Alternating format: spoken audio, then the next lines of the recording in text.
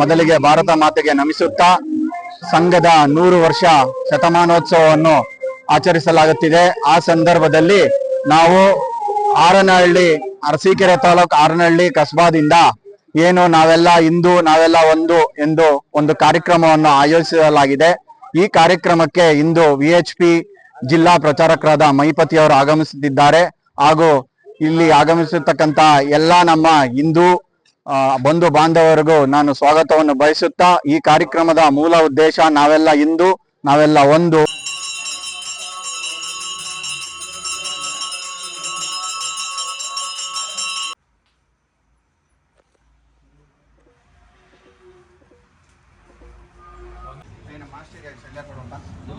ಯಾರ ಆಯೋಜಕರು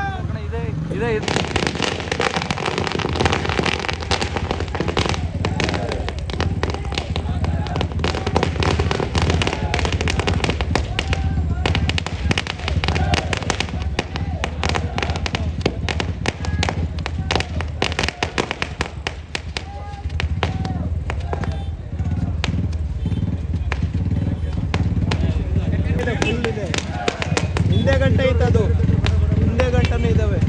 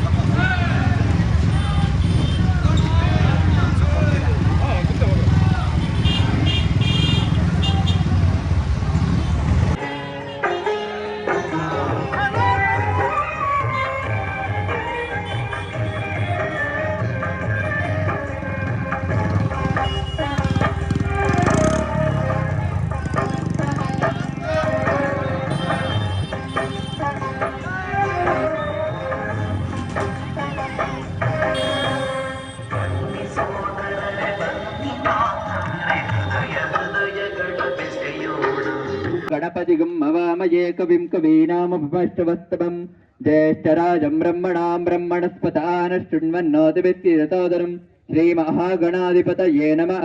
प्रणो देवी सरस्वती वाजेभिर्वाजिनीवते दीनामवित्रवत आनो दिवो व्रतः पर्वताद सरस्वती एतागन्त्यग्दं वाग्देव्यै नमः।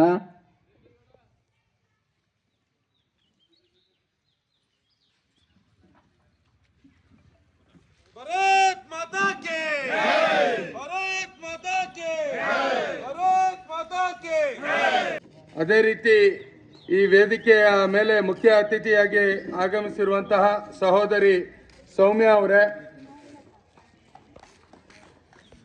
ನಮ್ಮ ತಾಲೂಕು ಸಮಿತಿಯ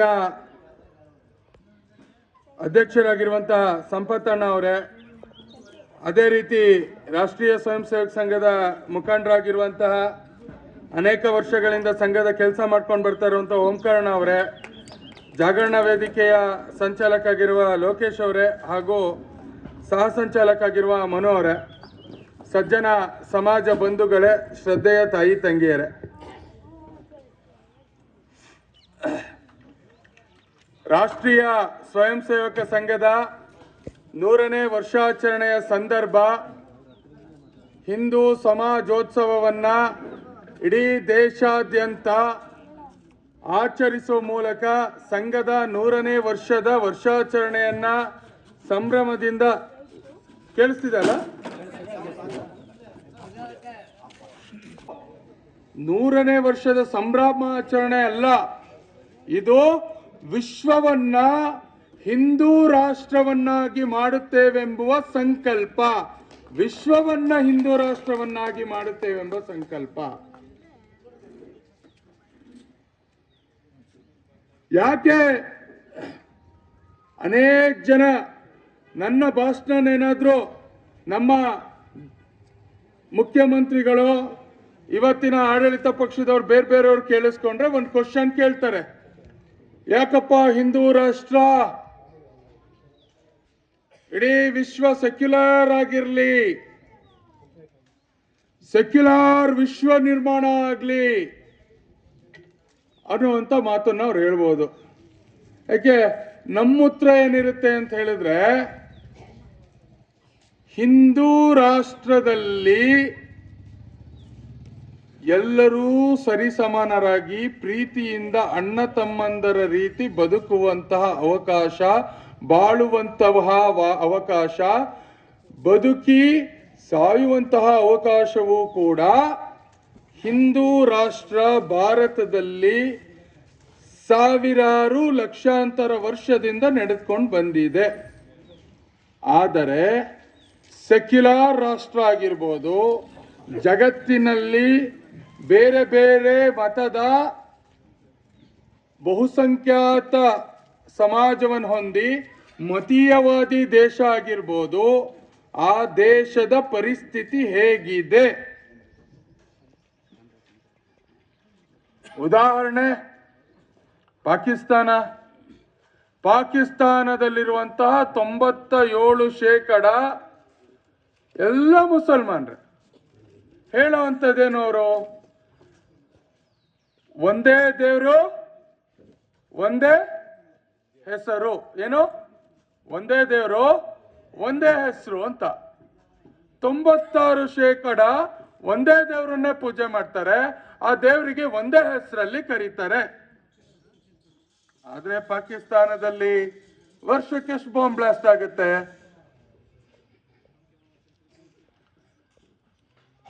ವರ್ಷದಲ್ಲಿ ಮಿನಿಮಮ್ ಪಾಕಿಸ್ತಾನದಲ್ಲಿ ಒಂದೇ ದೇವ್ರನ್ನ ಪೂಜೆ ಮಾಡೋರು, ಅದನ್ನ ಒಂದೇ ಹೆಸರಲ್ಲಿ ಕರೆಯುವಂಥವ್ರು ಅವ್ರವ್ರ ಮೇಲೆ ಬಾಂಬ್ ಹಾಕೊಂಡು ಸಾಯೋದೆಷ್ಟು ಅಂದ್ರೆ, ಬಾಂಬ್ ಹಾಕೊಂಡು ಸಾಯೋದೆಷ್ಟು ಅಂತ ಹೇಳಿದ್ರೆ ಮಿನಿಮಮ್ 5,000 ಅವ್ರವ್ರ ಮೇಲೆ ಬಾಂಬ್ ಹಾಕೊಂಡು ಸಾಯ್ತಾರೆ. ಆಯ್ತಪ್ಪ, ಜಗತ್ತಿನ ಬೇರೆ ಬೇರೆ America, Russia, France, Italy, Europe, ಪೂರ್ತಿ ಯುರೋಪಿಯನ್ ದೇಶಗಳು, ಆಸ್ಟ್ರೇಲಿಯಾ, ಸೌತ್ ಆಫ್ರಿಕಾದ ಅನೇಕ ರಾಷ್ಟ್ರಗಳು, ಇದೆಲ್ಲ ಕ್ರಿಶ್ಚಿಯನ್ ಬಹುಸಂಖ್ಯಾತ ರಾಷ್ಟ್ರ. ಕ್ರಿಶ್ಚಿಯಾನಿಟಿ ಹೇಳುವಂಥದ್ದೇನು? ಒಬ್ಬನೇ ದೇವರು, ಅವನ ಹೆಸರು ಕ್ರಿಸ್ತ. ಏನು? ಒಬ್ಬನೇ ದೇವರು, ಅವರ ಹೆಸರು ಕ್ರಿಸ್ತ. ಆದ್ರೂ ಕೂಡ ಯುಕ್ರೇನು, ಯಾರ ಮೇಲೆ ಬಾಂಬ್ ಹಾಕುತ್ತೆ? ರಷ್ಯಾ ಮೇಲೆ ಬಾಂಬ್ ಹಾಕುತ್ತೆ. ರಷ್ಯಾ ಯಾರ ಮೇಲೆ ಬಾಂಬ್ ಹಾಕುತ್ತೆ? ಯುಕ್ರೇನ್ ಮೇಲೆ ಹಾಕುತ್ತೆ. ಇದೇ ಯುಕ್ರೇನು ರಷ್ಯಾ ಮೇಲೆ ಬಾಂಬ್ ಹಾಕ್ಲಿಕ್ಕೆ ಬಾಂಬ್ ಯಾರು ಕೊಡ್ತಾರೆ? ಯಾರು ಕೊಡ್ತಾರೆ? ಯುರೋಪ್ ಮತ್ತೆ ಅಮೆರಿಕ ಕೊಡ್ತಾರೆ. ಒಂದೇ ದೇವರು, ಒಂದೇ ಹೆಸರು. ಅವರೆಲ್ಲರೂ ಕೂಡ ಫಾಲೋ ಮಾಡುವಂತ ಮತ ಒಂದೇ. ಆದ್ರೂ ಕೂಡ ಏನ್ ಮಾಡ್ತಾರೆ? ಅವ್ರವ್ರ ಮೇಲೆ ಬಾಂಬ್ ಹಾಕೊಂಡು ಸಾಯ್ತಾ ಇದ್ದಾರೆ.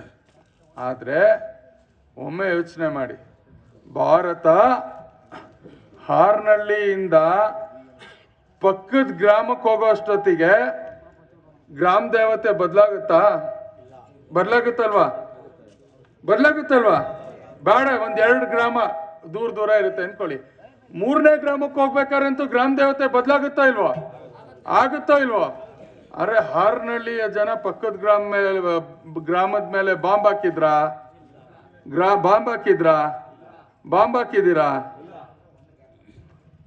ಇದು ಹಿಂದುತ್ವ, ಇದು ಹಿಂದೂ ರಾಷ್ಟ್ರ. ಅದಕ್ಕೆ ನಾನು ಹೇಳಿದ್ದು ಜಗತ್ತನ್ನ ಹಿಂದೂ ರಾಷ್ಟ್ರ ಮಾಡಬೇಕು ಅಂತ. ಅರೆ ಬೇಕೂಫಗಳ, ನಿಮ್ ನೀವು ಪಂಗಡ ಜಾತಿ ಹೆಸರು ಹೇಳ್ಕೊಂಡು ನಿಮ್ ಧರ್ಮದಲ್ಲಿ ಒಬ್ರ ಮೇಲೆ ಒಬ್ರು ಬಾಂಬ್ ಹಾಕೊಂಡು ಸಾಯ್ತಿರಲ್ಲ.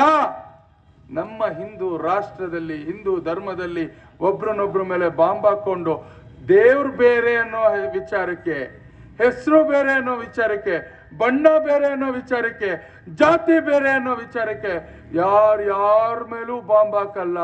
ನಾವೆಲ್ಲರೂ ಕೂಡ ಅಣ್ಣ ತಮ್ಮಂದ್ರಾಗಿ ಕಾಶ್ಮೀರದಿಂದ ಕನ್ಯಾಕುಮಾರಿ ತನಕ, ಗುಜರಾತ್ನಿಂದ ಹಿಡಿದು ಈಶಾನ್ಯ ಭಾರತ ತನಕ ಬಹಳ ಖುಷಿಯಿಂದ ಪ್ರೀತಿಯಿಂದ ಇದ್ದೀವಿ.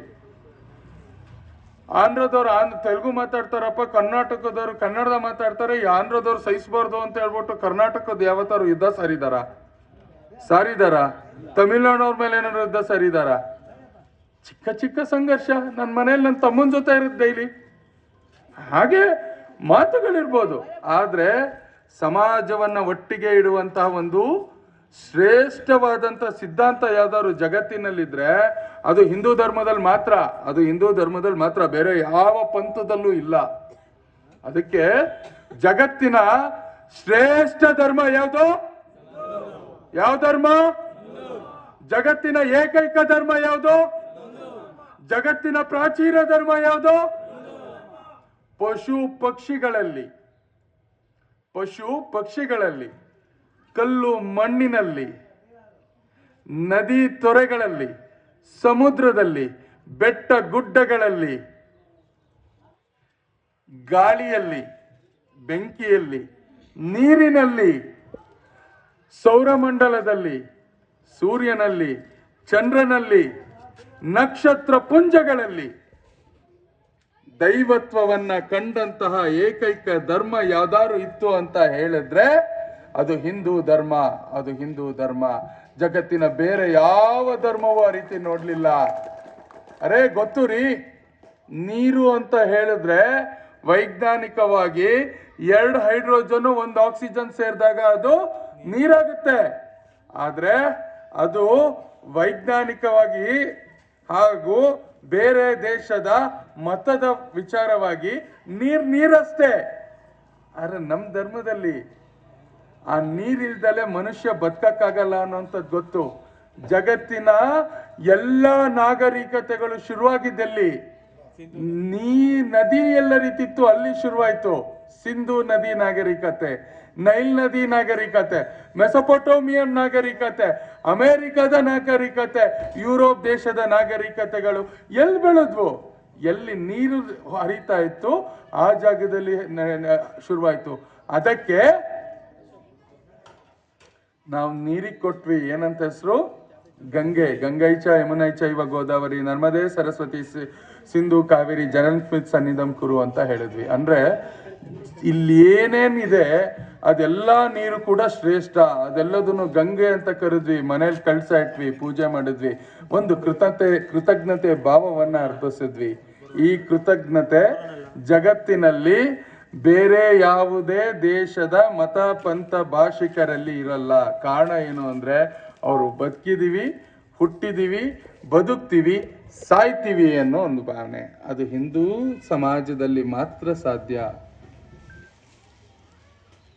ಜಗತ್ತಿನ ಏಕೈಕ ಧರ್ಮ ಹಿಂದೂ ಧರ್ಮ ಅಂತ ಹೇಳ್ದೆ. ಅನೇಕ ಜನಕ್ಕೆ ಇಲ್ಲಿರೋರಿಗೆ ಒಂದು ಕ್ವಶನ್ ಬರ್ಬೋದು, ಜಗತ್ತಿನ ಏಕೈಕ ಧರ್ಮ ಹಿಂದೂ ಧರ್ಮ ಆಯ್ತು ಅಂದ್ರೆ ಉಳ್ದಿರೋ ಅಂಥದ್ದು ಏನು? ಉಳ್ದಿರೋಂತಹ ಕ್ರಿಶ್ಚಿಯಾನಿಟಿ, ಇಸ್ಲಾಂ, ಜೊರಾಸ್ಟ್ರಿಸಮ್, ಕಮ್ಯುನಿಸ್ಟರು, ಇನ್ನು ಉಳಿದಿರುವಂತಹ ಬೇರೆ ಭಾರತದಲ್ಲೂ ಕೂಡ ಅನೇಕ ವಿಚಾರಧಾರೆಗಳು ಶುರುವಾದವು. ಅವೆಲ್ಲ ಏನು? ಇಂಗ್ಲಿಷ್ನಿಂದ ಕನ್ನಡಕ್ಕೆ ಭಾಷಾಂತರ ಮಾಡಬೇಕಾದ್ರೆ ಹೇಗೆ ಎಡ್ವರ್ಡ್ಗಳಾಗುತ್ತೆ ಅನ್ನುವಂಥದ್ದು ಹೀಗೆ. Religion, Hindu, Islam is A religion, Christianity is A religion. ಕನ್ನಡದಲ್ಲಿ ರಿಲಿಜಿಯನ್ಗೆ ಧರ್ಮ ಅಂತ ಕರೆಯಲ್ಲ, ಕನ್ನಡದಲ್ಲಿ ರಿಲಿಜಿಯನ್ಗೆ ಮತ ಪಂಥ ಅಂತ ಕರಿತೀವಿ. ಏನಂತ ಕರಿತೀವಿ? ಮತ ಮತ್ತೆ ಪಂಥ ಅಂತ ಕರಿತೀವಿ. ಹಿಂದೂ ವಿಚಾರಧಾರೆಯನ್ನ ಧರ್ಮ ಅಂತ ಕರಿತೀವಿ. ಹಿಂದೂ ವಿಚಾರಧಾರೆಯನ್ನ ಧರ್ಮ ಅಂತ ಕರಿತೀವಿ. ಇದ್ರ ಮೇಲೆ ನಾನು ಹಿಂಗೆ ಹೇಳಿದೆ ಅಂತ ಯಾರು ನನ್ನ ಮೇಲೆ ಕೇಸ್ ಹಾಕ್ಲಿಕ್ಕಾಗಲ್ಲ, ಯಾಕೆಂದ್ರೆ ಈ ವಿಚಾರವನ್ನ ನಾನು ಹೇಳಿದ್ದಲ್ಲ. ಭಾರತದ ಸರ್ವೋಚ್ಚ ನ್ಯಾಯಾಲಯ, ಸುಪ್ರೀಂ ಕೋರ್ಟ್, ಹಿಂದೂ ಅಥವಾ ಹಿಂದುತ್ವ ಅನ್ನುವಂಥದ್ದನ್ನ ಜೀವನದ ಪದ್ಧತಿ, ಅದೊಂದು ಧರ್ಮ ಅಂತ ಕರೆದ್ರು. ಅದಕ್ಕೆ ಯಾವ ವಿಚಾರಧಾರೆ ಒಬ್ಬ ವ್ಯಕ್ತಿಯಿಂದ ಶುರುವಾಯ್ತೋ, ಒಂದು ಭೌಗೋಳಿಕ ಪ್ರದೇಶದ ವ್ಯಾಪ್ತಿಯಲ್ಲಿ ಶುರುವಾಯ್ತೋ, ಅದಕ್ಕೆ ಪಂಥ ಅಂತ ಕರಿತೀವಿ, ಮತ ಅಂತ ಕರಿತೀವಿ. ಯಾವ ವಿಚಾರಧಾರೆ ಆ ರೀತಿ ಶುರುವಾಗಿದೆ? ಫಾರ್ ಎಕ್ಸಾಂಪಲ್, ನಮ್ಗೆಲ್ಲರಿಗೂ ಗೊತ್ತು, ಇವತ್ತು ಇಸ್ಲಾಂ ಪೈಗಂಬರ್ ಮೊಹಮ್ಮದ್ ಅನ್ನೋ ಒಬ್ಬ ಪ್ರೊಫೆಟ್ ಅವರಿಂದ ಶುರುವಾಗಿದ್ದು. ಅದಕ್ಕೆ ಇಸ್ಲಾಂ ಪಂಥ ಆಯಿತು. ಕ್ರಿಶ್ಚಿಯಾನಿಟಿ ನಮ್ಗೆಲ್ಲರಿಗೂ ಗೊತ್ತು, ಯೇಸು ಕ್ರಿಸ್ತರು ನಂತರ ಅದು ಶುರುವಾಗಿದ್ದು. ಯೇಸು ಕ್ರಿಸ್ತರ ನಂತರ ಅದು ಶುರುವಾಗಿದ್ದು. ಅದಕ್ಕೆ ಕ್ರಿಶ್ಚಿಯನ್ ಪಂಥ ಆಯಿತು. ಈಗ ಇಸ್ಲಾಂನ ಶುರು ಮಾಡಿದ್ಯಾರೋ? ಪೈಗಂಬರ್ ಮೊಹಮ್ಮದ್ರು. ಕ್ರಿಶ್ಚಿಯಾನಿಟಿ ಶುರು ಮಾಡಿದ್ಯಾರೋ? ಯೇಸು ಕ್ರಿಸ್ತರು. ಹಾಗಾದ್ರೆ ಹಿಂದೂ ಧರ್ಮ ಶುರು ಮಾಡಿದ್ಯಾರು? ಯಾರು ಯಾರು ಶುರು ಮಾಡಿದಣ? ನಾವೆಲ್ಲ ಹಿಂದೂಗಳಲ್ವ ಹೇಳಿ? ಯಾರು? ಹಿಂದೂ ಧರ್ಮವನ್ನ ಯಾರೂ ಕೂಡ ಶುರು ಮಾಡಿದ್ದಲ್ಲ. ಜಗತ್ತಿನ ಶ್ರೇಷ್ಠ ಸಂತರು, ಯಾವ ಸಂತರು ಕಾವಿಯನ್ನ ಉಟ್ಕೊಂಡು ಹಿಮಾಲಯದಲ್ಲಿ ತಪಸ್ಸನ್ನ ಮಾಡಿಕೊಂಡು ತಮ್ಮ ಜೀವನವನ್ನ ಪರರಿಗಾಗಿ ಮುಡಿಪಾಗಿಟ್ರು, ಅಂತ ಲಕ್ಷಾಂತರ ಸನ್ಯಾಸಿಗಳು ಜಗತ್ತಿನ ಶ್ರೇಷ್ಠ ವಿಚಾರಧಾರೆಗಳನ್ನೆಲ್ಲ ತೆಗೆದುಕೊಂಡು ಬಂದು, ಜಗತ್ತಿನ ಶ್ರೇಷ್ಠ ವಿಚಾರಗಳನ್ನೆಲ್ಲ ತೆಗೆದುಕೊಂಡು ಬಂದು ಅದನ್ನ ಒಂದು ಕಡೆ ಇಟ್ಟು, ಮನುಷ್ಯ ಹೀಗೆ ಹುಟ್ಟಬೇಕು, ಹೀಗೆ ಬದುಕಬೇಕು, ಹೀಗೆ ಸಾಯ್ಬೇಕು, ಅವಾಗ ಮನುಷ್ಯ ಮನುಷ್ಯ ಆಗ್ತಾನೆ, ಇಲ್ಲ ಅಂತ ಹೇಳಿದ್ರೆ ಮನುಷ್ಯ ಪಶು ಆಗ್ತಾನೆ, ಹೀಗೆ ಬದುಕಿ ಅಂತ ಜಗತ್ತಿನ ಜನರಿಗೆ ದೃಷ್ಟಿ ಕೊಟ್ಟಂತಹ ವಿಚಾರಧಾರೆ ಹಿಂದೂ ಧರ್ಮ ಆಯಿತು. ಹಿಂದೂ ಧರ್ಮ ಆಯಿತು. ನೀವು ಬೇರೆ ಬೇರೆ ಪಂಥದಲ್ಲಿರುವಂತ ವಿಚಾರಧಾರೆಯನ್ನ ಎಲ್ಲರೂ ಫಾಲೋ ಮಾಡ್ಲಿಕ್ಕೆ ಆಗಲ್ಲ. ಫಾರ್ ಎಕ್ಸಾಂಪಲ್, ನೀನು ಕ್ರಿಶ್ಚಿಯನ್ ಪ್ರಾರ್ಥನೆ ಮಾಡಬೇಕು ಅಂದ್ರೆ ಚರ್ಚಿಗೆ ಹೋಗ್ಲೇಬೇಕು. ಇಸ್ಲಾಂ ಪ್ರಾರ್ಥನೆ ಮಾಡಬೇಕು ಅಂದ್ರೆ ಒಂದು ದಿಕ್ಕಿನಲ್ಲಿ ಮೆಕ್ಕಾ ಕಡೆ ತಿರುಗ್ಬಿಟ್ಟು ಪ್ರಾರ್ಥನೆ ಮಾಡಲೇಬೇಕು. ದೇವ್ರು ನೋಡ್ಬೇಕು ಅಂದ್ರೆ ಹಾಗೆ ಮಾಡಬೇಕು. ಅರೆ, ಹಿಂದೂ ಧರ್ಮದಲ್ಲಿ ದೇವ್ರನ್ನ ಹೆಂಗ್ ನೋಡ್ತಿರ್ರಿ? ಮಾತೃ ದೇವೋಭವ, ಪಿತೃ ದೇವೋಭವ, ಆಚಾರ್ಯ ದೇವೋಭವ, ರಾಷ್ಟ್ರ ದೇವೋಭವ, ಸರ್ವಂ ಕಲ್ವಿದಂ ಬ್ರಹ್ಮ. ಜೀವಿಸುವ ಪ್ರತಿ ಅಣುವಿನಲ್ಲೂ ಕೂಡ ದೇವ್ರಿದ್ದಾನೆ. ಆ ದೇವ್ರು ಎಲ್ಲರಲ್ಲೂ ಇದ್ದಾನೆ. ನಿನ್ ದೇವ್ರು ಬರೀ ಹಿಂದ್ಗಡೆ ಇರೋ ಗುಡಿಲಿದ್ದಾನೆ ಅಂತ ನಮ್ ಧರ್ಮ ಯಾವತ್ತೂ ಹೇಳಿಲ್ಲ. ದೇವ್ರು ಪ್ರತಿಯೊಬ್ಬದಲ್ಲೂ ಇದ್ದಾನೆ. ಸರ್ವಂ ಕಲ್ವಿದಂ ಬ್ರಹ್ಮ ಅಂತ ಹೇಳಿದ್ರು. ಅರ್ಥ, ಪ್ರತಿ ಮನುಷ್ಯನಲ್ಲಿ ಬ್ರಹ್ಮನ ಕಣ ಇದೆ. ಅದಕ್ಕೆ ರೋಡಲ್ಲಿ ಹೋಗ್ಬೇಕಾದ್ರೆ ಒಂದು ಕಲ್ಲು ಎಡುವುದ್ರೆ ಅದಕ್ಕೆ ನಮಸ್ಕಾರ ಮಾಡ್ತೀವಿ. ಪಕ್ಕದಲ್ಲಿ ಒಬ್ಬ ಮನುಷ್ಯನ್ಗೆ ಅಕಸ್ಮಾತ್ ತುಣಿದ್ರೆ ನಮಸ್ಕಾರ ಮಾಡ್ತೀವಿ, ಕ್ಷಮೆಯನ್ನ ಕೋರ್ತೀವಿ. ಬೇರೆಯವರಲ್ಲಿ, ಪಕ್ಕದಲ್ಲಿರುವವರಲ್ಲಿ ದೈವತ್ವವನ್ನು ನೋಡುವಂಥ ಧರ್ಮ, ತಾಯಿಯಲ್ಲಿ ದೇವರನ್ನು ನೋಡುವಂಥ ಧರ್ಮ, ಪಿತೃವಿನಲ್ಲಿ ದೇವರನ್ನು ನೋಡುವ ಧರ್ಮ ಹಿಂದೂ ಧರ್ಮ. ಅದಕ್ಕೆ ಈ ವಿಚಾರಧಾರೆ ಎಲ್ಲರೂ ಒಪ್ಪಿಕೊಳ್ಳುವಂಥದ್ದು. ಜಗತ್ತಿನ ಪ್ರಾಚೀನ ಧರ್ಮ ಹಿಂದೂ ಧರ್ಮ ಅಂತ ಹೇಳಿದೆ. ಯಾಕೆ ಪ್ರಾಚೀನ ಧರ್ಮ ಹಿಂದೂ ಧರ್ಮ ಆಗುತ್ತೆ? ಕ್ರಿಶ್ಚಿಯಾನಿಟಿ ಶುರುವಾಗಿದ್ದು ಯಾವಾಗ? ಎಷ್ಟನೇ ಇಸ್ವಿಯಲ್ಲಿ? ಇದೆಷ್ಟನೇ ಇಸ್ವಿ? ಎಷ್ಟನೇ ಇಸ್ವಿ ಇದು? 2026 ವರ್ಷಗಳ ಹಿಂದೆ ಕ್ರಿಶ್ಚಿಯಾನಿಟಿ ಶುರುವಾಯ್ತು. ಹೌದಾ? ಅದಕ್ಕೆ ತಾನೇ AD ಅಂತ ಹೇಳೋದು. ಅನೋ ಡೊಮಿನಿ ಅನ್ನೋದೇನಕ್ಕೆ? BC ಅಂದ್ರೆ ಬಿಫೋರ್ ಕ್ರಿಸ್ಟ್, AD ಅಂದ್ರೆ ಅನೋ ಡೊಮಿನಿ. AD ಕ್ರಿಸ್ತ ಶಕ, ಕ್ರಿಸ್ತ ಪೂರ್ವ. ಕ್ರಿಸ್ತ ಪೂರ್ವ ಅಂದ್ರೆ ಕ್ರಿಸ್ತ ಹುಟ್ಟಕ್ಕಿಂತ ಮುಂಚೆ, ಕ್ರಿಸ್ತ ಶಕ ಅಂತ ಹೇಳಿದ್ರೆ ಕ್ರಿಸ್ತ ಹುಟ್ಟಿದ ನಂತರ. ಅಂದ್ರೆ 2026 ವರ್ಷದ ನಂತರ, ಹಿಂದೆ ಕ್ರಿಸ್ತ ಹುಟ್ಟಿ ಪ್ರಾಯದಲ್ಲಿರ್ಬೇಕಾದ್ರೆ ಶುರುವಾದಂತಹ ಪಂಥ ಯಾವುದು? ಕ್ರಿಶ್ಚಿಯಾನಿಟಿ. ಇಸ್ಲಾಂ ಶುರುವಾಗಿದ್ದು ಯಾವಾಗ? 5-6ನೇ ಶತಮಾನದಲ್ಲಿ ಮಧ್ಯಪ್ರಾಚ್ಯ ರಾಷ್ಟ್ರವಾಗಿರುವಂತಹ ಇವತ್ತಿನ ಸೌದಿ ಅರೇಬಿಯಾದಲ್ಲಿ ಅಲ್ಲಿನ ಭೌಗೋಳಿಕ ವ್ಯಾಪ್ತಿಗೆ, ಅಲ್ಲಿನ ಪರಿಸರಕ್ಕೆ ಹೊಂದಿಕೊಳ್ಳುವಂತ ಒಂದು ಸಿದ್ಧಾಂತ ಶುರುವಾಯಿತು. ಕ್ರಿಶ್ಚಿಯಾನಿಟಿ ಶುರುವಾಗಿದ್ದು 1ನೇ ಶತಮಾನದಲ್ಲಿ, 2026 ವರ್ಷದಿಂದ. ಇಸ್ಲಾಂ ಶುರುವಾಗಿದ್ದು 5ನೇ ಶತಮಾನದಲ್ಲಿ. ಈಗ ಹೇಳಿ, ಹಿಂದೂ ಧರ್ಮ ಶುರುವಾಗಿದ್ದು ಯಾವಾಗ? ಹೇಳಿ.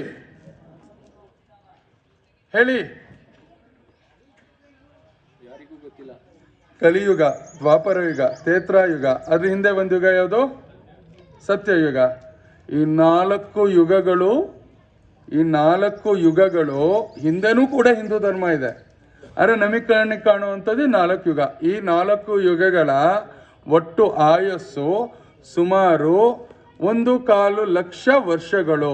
1.25 ಲಕ್ಷ ವರ್ಷಗಳು. ಭೂಮಿಯ ಆಯಸ್ಸು ಸುಮಾರು 4 ಲಕ್ಷ ವರ್ಷಗಳು. ಅಂದರೆ ಈ ಭೂಮಂಡಲ ಹುಟ್ಟಿ ಮನುಷ್ಯನ ವಿಕಸನ ಶುರುವಾದಾಗ ಹಿಂದೂ ಸಿದ್ಧಾಂತ, ಹಿಂದೂ ಧರ್ಮ ಶುರುವಾಯಿತು. ಅದಕ್ಕೆ ಜಗತ್ತಿನ ಪ್ರಾಚೀನ ಧರ್ಮ ಯಾವುದು? ಜಗತ್ತಿನ ಶ್ರೇಷ್ಠ ಧರ್ಮ ಯಾವುದು? ಜಗತ್ತಿನ ಪ್ರಾಚೀನ ಧರ್ಮ ಯಾವುದು? ಜಗತ್ತಿನ ಏಕೈಕ ಧರ್ಮ ಯಾವುದು? ಹೆಮ್ಮೆ ಪಡ್ಬೇಕಾ ಬೇಡವಾ? ಪಡ್ಬೇಕು. ಅದು ಹಿಂದುತ್ವದ ಶಕ್ತಿ. ಇದು ಹಿಂದುತ್ವದ ವಿಚಾರಧಾರೆ. ಇಂಥ ಜಗತ್ತಿನ ಪ್ರಾಚೀನ ಧರ್ಮ ಎಷ್ಟು ವಿಕಸನ ಕೊಡ್ತು ಅಂತ ಹೇಳಿದ್ರೆ, ನಮ್ಮ ದೇಶದ ಹಿರಿಮೆ ಗರಿಮೆ ಹೇಳ್ತೀನಿ. ನಾವು ಈ ಭೌಗೋಳಿಕ ವ್ಯಾಪ್ತಿಯಲ್ಲಿ ಮಾತ್ರ ಇರಲಿಲ್ಲ. ನಿಜವಾಗ್ಲೂ ಭಾರತ ಎಲ್ಲಿ ತನಕ ಇತ್ತು ಅಂತ ಹೇಳಿದ್ರೆ, ಕಪಿಲ ಮಹರ್ಷಿ ತಪಸ್ ಮಾಡಿದ್ರು ಒಂದು ಜಾಗ. ಅದೆಲ್ಲಿ ಅಂತ ಹೇಳ್ಬೋದಾ? ಯಾವ್ದಾದ್ರು ಒಂದು ರಾಜ್ಯದ ಹೆಸರು ಹೇಳ್ರಪ್ಪ, ನಿಮ್ಗೆ ಗೊತ್ತಿರೋದು. ಎಲ್ಲಿ ಮಾಡಿರ್ಬೋದು? ಎಲ್ಲಿ ಮಾಡಿದ್ರು? ಕಪಿಲ ಮಹರ್ಷಿಗಳು ತಪಸ್ ಮಾಡಿದ ಜಾಗದ ಹೆಸರು ಕಪಿಲಪುರ. ಅದು ಇವತ್ತಿನ ಅಮೆರಿಕದಲ್ಲಿದೆ. ಕ್ಯಾಲಿಫೋರ್ನಿಯಾ ಅಂತ ಕರೀತಾರೆ. ಅಂದ್ರೆ ಭಾರತದ ಭೌಗೋಳಿಕ, ಭಾರತದ ಸಿದ್ಧಾಂತ, ಹಿಂದೂ ಧರ್ಮದ ಸಿದ್ಧಾಂತ ಅವತ್ತು ಅಲ್ಲಿ ತನಕ ಹೊರಟ್ಕೊಂಡಿತ್ತು. ಭಾರತದ ವಿಜ್ಞಾನ ಹೇಗಿತ್ತು ಗೊತ್ತಾ? ಓಂ ಪೂರ್ಣಮಿದಂ ಪೂರ್ಣಾತ್ ಪೂರ್ಣಮುದಚ್ಯತೆ ಪೂರ್ಣಸ್ಯ ಪೂರ್ಣಮದಾಯ ಪೂರ್ಣಮೇವಾವ ಶಿಷ್ಯತೆ ಅಂತ ಹೇಳ್ತಾರೆ. ಇದು ವೇದಗಳಲ್ಲಿ ಬರುವಂಥದ್ದು. ಆದರೆ ನಾವು 0 ಯಾವಾಗ ಕಂಡಿಡಿದ್ವಿ ಅಂತ ಹೇಳಿದ್ರೆ, ನಮ್ಮ ಪ್ರಕಾರ ಆರ್ಯಭಟ, ಈ ವಿತ್ತೇರಿಯನ್ನು ಹೇಳ್ತೀವಿ. ಆರ್ಯಭಟ್ಟಂಗೆ ಎಲ್ಲಿ ಬಂತು ಅಂತ ಹೇಳಿದ್ರೆ, ಈ ಪೂರ್ಣಮದ ಶ್ಲೋಕ ಹೇಳಿದ್ನಲ್ಲ, 0ಗೆ 0 ಸೇರಿಸಿದ್ರೆ ಎಷ್ಟು ಬರುತ್ತೆ? ಸೊನ್ನೆಗೆ ಮೈನಸ್ ಮಾಡಿದ್ರೆ ಎಷ್ಟು ಉಳಿಯುತ್ತೆ? ಸೊನ್ನೆನ ಡಿವೈಡ್ ಮಾಡಿದ್ರೆ ಎಷ್ಟು ಬರುತ್ತೆ? ಸೊನ್ನೆಗೆ ಮಲ್ಟಿಪ್ಲೈ ಮಾಡಿದ್ರೆ ಹೇಗೆ ಬರುತ್ತೆ? ಎರಡು ವಿಚಾರ ಇದೆ ಇದರಲ್ಲಿ. ಒಂದು, 9 ತನಕ ಎಣಿಸ್ಬಿಟ್ಟು ಆಮೇಲೆ ಮನೇಲಿ ಮಲ್ಕೊಳ್ತಾ ಇದ್ದಂತ ಇಡೀ ವಿಶ್ವಕ್ಕೆ ಹೇಳ್ಕೊಡ್ತು 9 ನಂತರನೂ ಸಂಖ್ಯೆ ಇದೆ ಅಂತ ಹೇಳಿತು. ಇವತ್ತು ಜಗತ್ತಿನ ಅಮೆರಿಕ ಬಿಲಿಯನ್ ಟ್ರಿಲಿಯನ್ ಅಂತ ಹೇಳ್ತಾರಲ್ಲ, ಆ ಟ್ರಿಲಿಯನ್ ಲೆಕ್ಕ ಹಾಕೋದಕ್ಕೆ ಭಿಕ್ಷೆ ಕೊಟ್ಟಿದ್ದು ನಾವು ಸೊನ್ನೆಯಿಂದ. ಇದು ಭಾರತದ ಶಕ್ತಿ, ಇದು ಹಿಂದೂ ಧರ್ಮದ ಶಕ್ತಿ. ಇದೇ ಸೊನ್ನೆಯಲ್ಲಿ ಆಧ್ಯಾತ್ಮಿಕತೆಯನ್ನು ಹೇಳ್ತು. ಏನಂತ?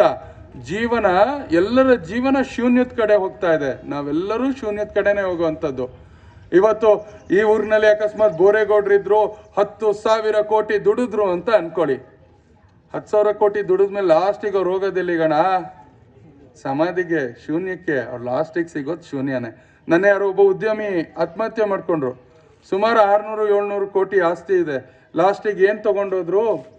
ಶೂನ್ಯನೇ. ವಿಜ್ಞಾನ, ಆಧ್ಯಾತ್ಮಿಕತೆ, ಧರ್ಮ, ದೇಶವನ್ನ ಒಟ್ಟಿಗೆ ಕ್ರೋಢೀಕರಿಸುವಾಗ ಹೇಳಿದ್ರು. ಇವತ್ತು ಆಟೋಮ್ ಬಾಂಬ್ ಯಾರು ಕಂಡಿಡಿದ್ರು? ಅಮೆರಿಕ ಕಂಡಿಡಿದ್ರು ಅಂತ ನಾವೆಲ್ಲ ಬಾಯ್ ಪಡ್ಕೊಂತೀವಿ. ಆಟೋಮ್ ಬಾಂಬ್ ಕಂಡಿಡಿದಿದ್ದು, ಪ್ರಯೋಗ ಮಾಡಿದ್ದು ಯಾರು ಅಂತ ಹೇಳಿದ್ರೆ ಅದು ಭಾರತ, ಅದು ಹಿಂದೂ ಧರ್ಮ.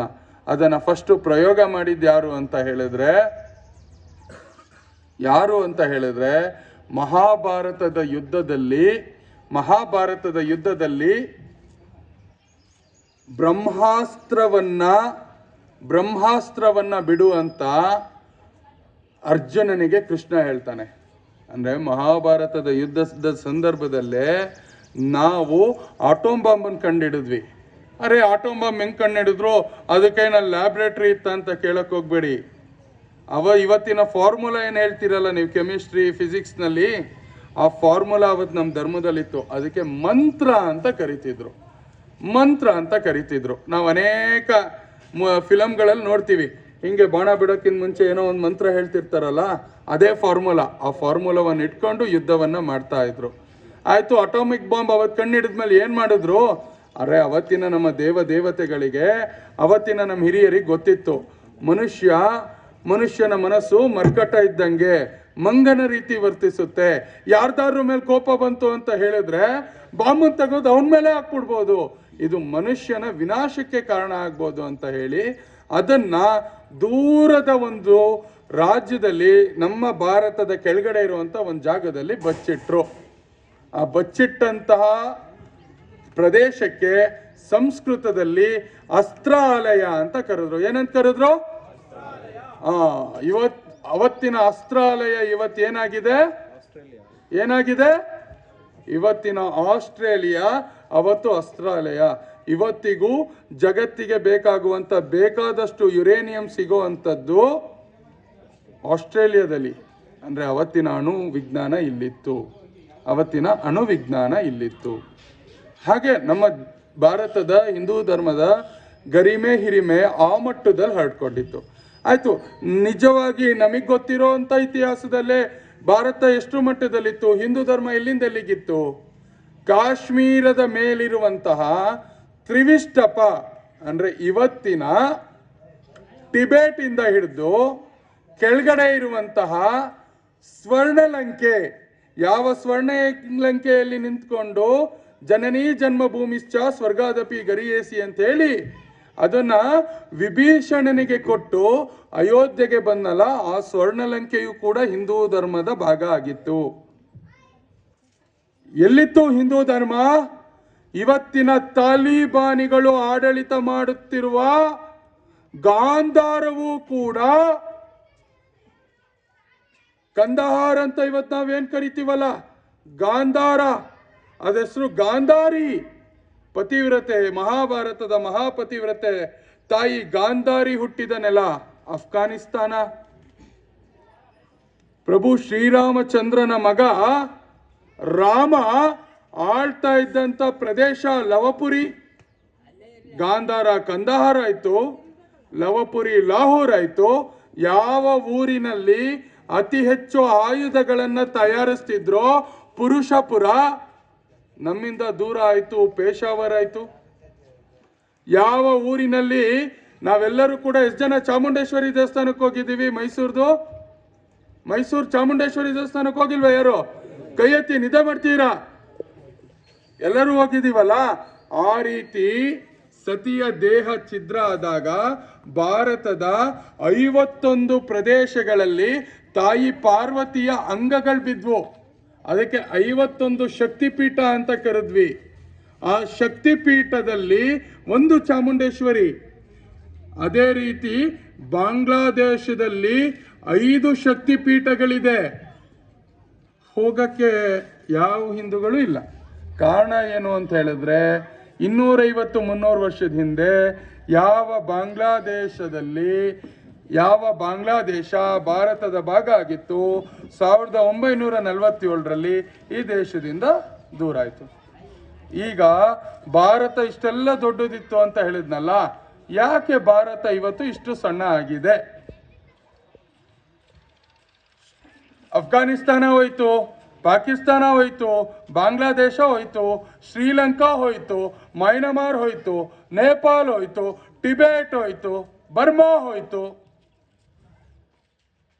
ಕೇವಲ 400 ವರ್ಷಗಳಲ್ಲಿ ನಾವಿಷ್ಟು ದೇಶವನ್ನ, ಇಷ್ಟು ದೊಡ್ಡ ಭೌಗೋಳಿಕ ಪ್ರದೇಶವನ್ನ ಯಾಕೆ ಕಳ್ಕೊಂಡ್ವಿ?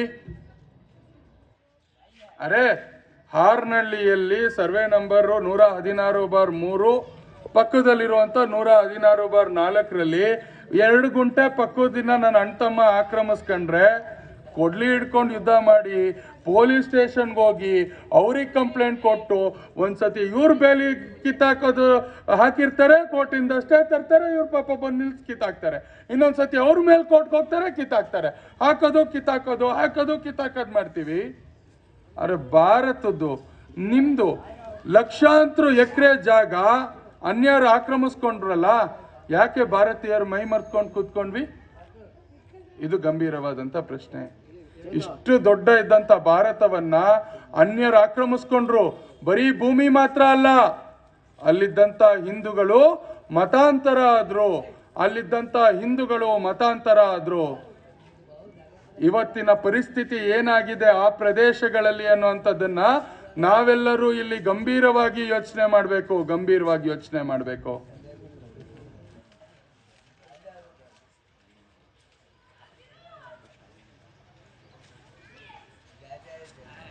ಪಾಕಿಸ್ತಾನ ಈ ದೇಶದಿಂದ ದೂರ ಆದಾಗ, ಅಂದ್ರೆ 1947ರಲ್ಲಿ ಈ ದೇಶ ವಿಭಜನೆಯಾದಾಗ, ಇಲ್ಲಿರುವಂತ ಅಷ್ಟೂ ದೇಶಗಳು ನಮ್ಮಿಂದ ದೂರ ಹೋದಾಗ ಈ ಭಾರತದ ಜನಸಂಖ್ಯೆ ಎಷ್ಟಿತ್ತು ಅಂತ ಹೇಳಿದ್ರೆ 33 ಕೋಟಿ. 1941 ಸೆನ್ಸಸ್ ಪ್ರಕಾರ ಈ ಭಾರತದ ಜನಸಂಖ್ಯೆ 33 ಕೋಟಿ ಇತ್ತು.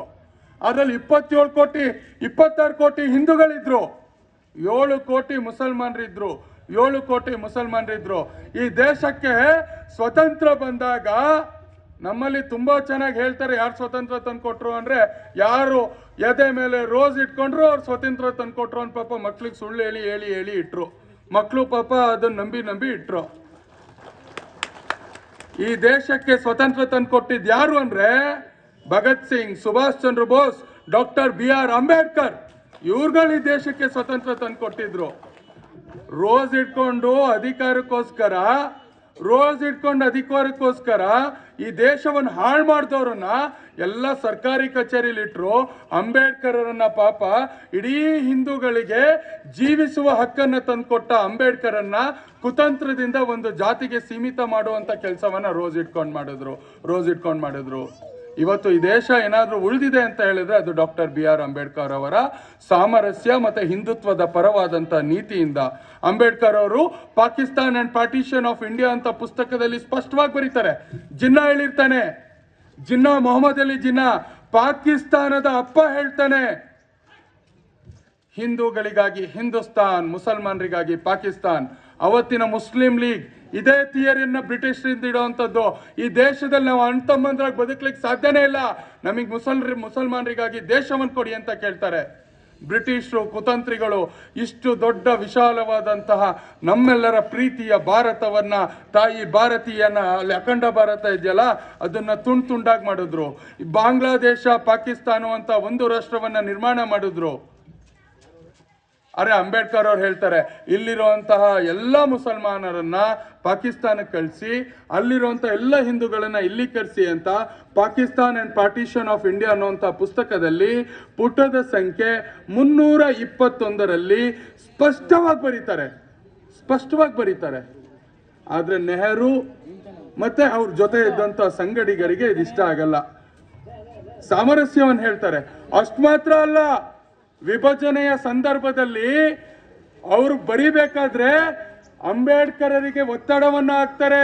ರೋಸ್ ಇಟ್ಕೊಂಡಿರುವಂತ ಮನುಷ್ಯ ಏನಂತ ಅಂತ ಹೇಳಿದ್ರೆ, ಹಿಂದೂಗಳಿಗೆ 1 ವೋಟ್ ಮಾಡುವ ಹಕ್ಕು ಕೊಡಿ, ಪಾಪ ಪಾಕಿಸ್ತಾನ ಬಾಂಗ್ಲಾದೇಶಕ್ಕೆ ಹೋಗಿ ಉಳಿದಿರುವಂತ ಮುಸಲ್ಮಾನರು ಇಲ್ಲಿದಾರಲ್ಲ ಅವರಿಗೆ ಒಬ್ರಿಗೆ 3 ವೋಟ್ ಹಾಕುವಂತ ಹಕ್ಕು ಕೊಡಿ, ಅವಾಗ ಸಮಾನತೆ ಬರುತ್ತೆ ಅಂತ ಹೇಳ್ತಾರೆ. ಆದ್ರೆ ಹೃದಯದಲ್ಲಿ ಭಾರತೀಯತೆ, ಹೃದಯದಲ್ಲಿ ಈ ದೇಶದ ಮೇಲೆ ಪ್ರೇಮ ಇಟ್ಕೊಂಡಂತ ಡಾಕ್ಟರ್ BR ಅಂಬೇಡ್ಕರ್ ಅವ್ರ ಸಂವಿಧಾನ ಹೇಳ್ತಾರೆ ಎಲ್ಲರಿಗೂ ಒಂದೇ ವೋಟ್, ಎಲ್ಲರಿಗೂ ಒಂದೇ ವೋಟ್. ಅವತ್ತು ರೋಸ್ ಇಟ್ಕೊಳ್ಳೋರು ಮಾತು ಕೇಳ್ಬಿಟ್ಟು ಏನಾದ್ರು ಡಾಕ್ಟರ್ BR ಅಂಬೇಡ್ಕರ್ ಅವರು 3 ವೋಟ್ ಅವ್ರಿಗೆ ಕೊಟ್ಟು 1 ವೋಟ್ ನಮಗೆ ಕೊಟ್ಟಿದ್ದಿದ್ರೆ ಯೋಚನೆ ಮಾಡಿ. ಇವತ್ತು ಸೆಕ್ಯುಲರ್ ಹೆಸರು ಹೇಳ್ಕೊಂಡು ಅವ್ರಗಳಿಗೆ ಜೈ ಅನ್ನುವಂಥ ರಾಜಕಾರಣಿಗಳು ಇನ್ನೂ ಯಾವ ಮಟ್ಟದಲ್ಲಿ ವರ್ತಿಸ್ತಿದ್ರು ಅಂತ ಒಮ್ಮೆ ಯೋಚನೆ ಮಾಡಿ. ಯಾವ ಮಟ್ಟದಲ್ಲಿ ವರ್ತಿಸ್ತಿದ್ರು ಅಂತ ಯೋಚನೆ ಮಾಡಿ. ಅವತ್ತಿನ 33 ಕೋಟಿ ಜನಸಂಖ್ಯೆಯಲ್ಲಿ ಆ 7 ಕೋಟಿ ಏನಿತ್ತು ಜನಸಂಖ್ಯೆ, ಆ 7 ಕೋಟಿಯಲ್ಲಿ 3 ಕೋಟಿ ಜನಸಂಖ್ಯೆ ಪಾಕಿಸ್ತಾನಕ್ಕೆ ಹೋಯ್ತು. 2.5 ಕೋಟಿ ಜನಸಂಖ್ಯೆ ಬಾಂಗ್ಲಾದೇಶಕ್ಕೆ ಹೋಯ್ತು. ಉಳಿದಿರುವಂತ ಜನಸಂಖ್ಯೆ ಭಾರತದಲ್ಲಿ ಉಳಿತು.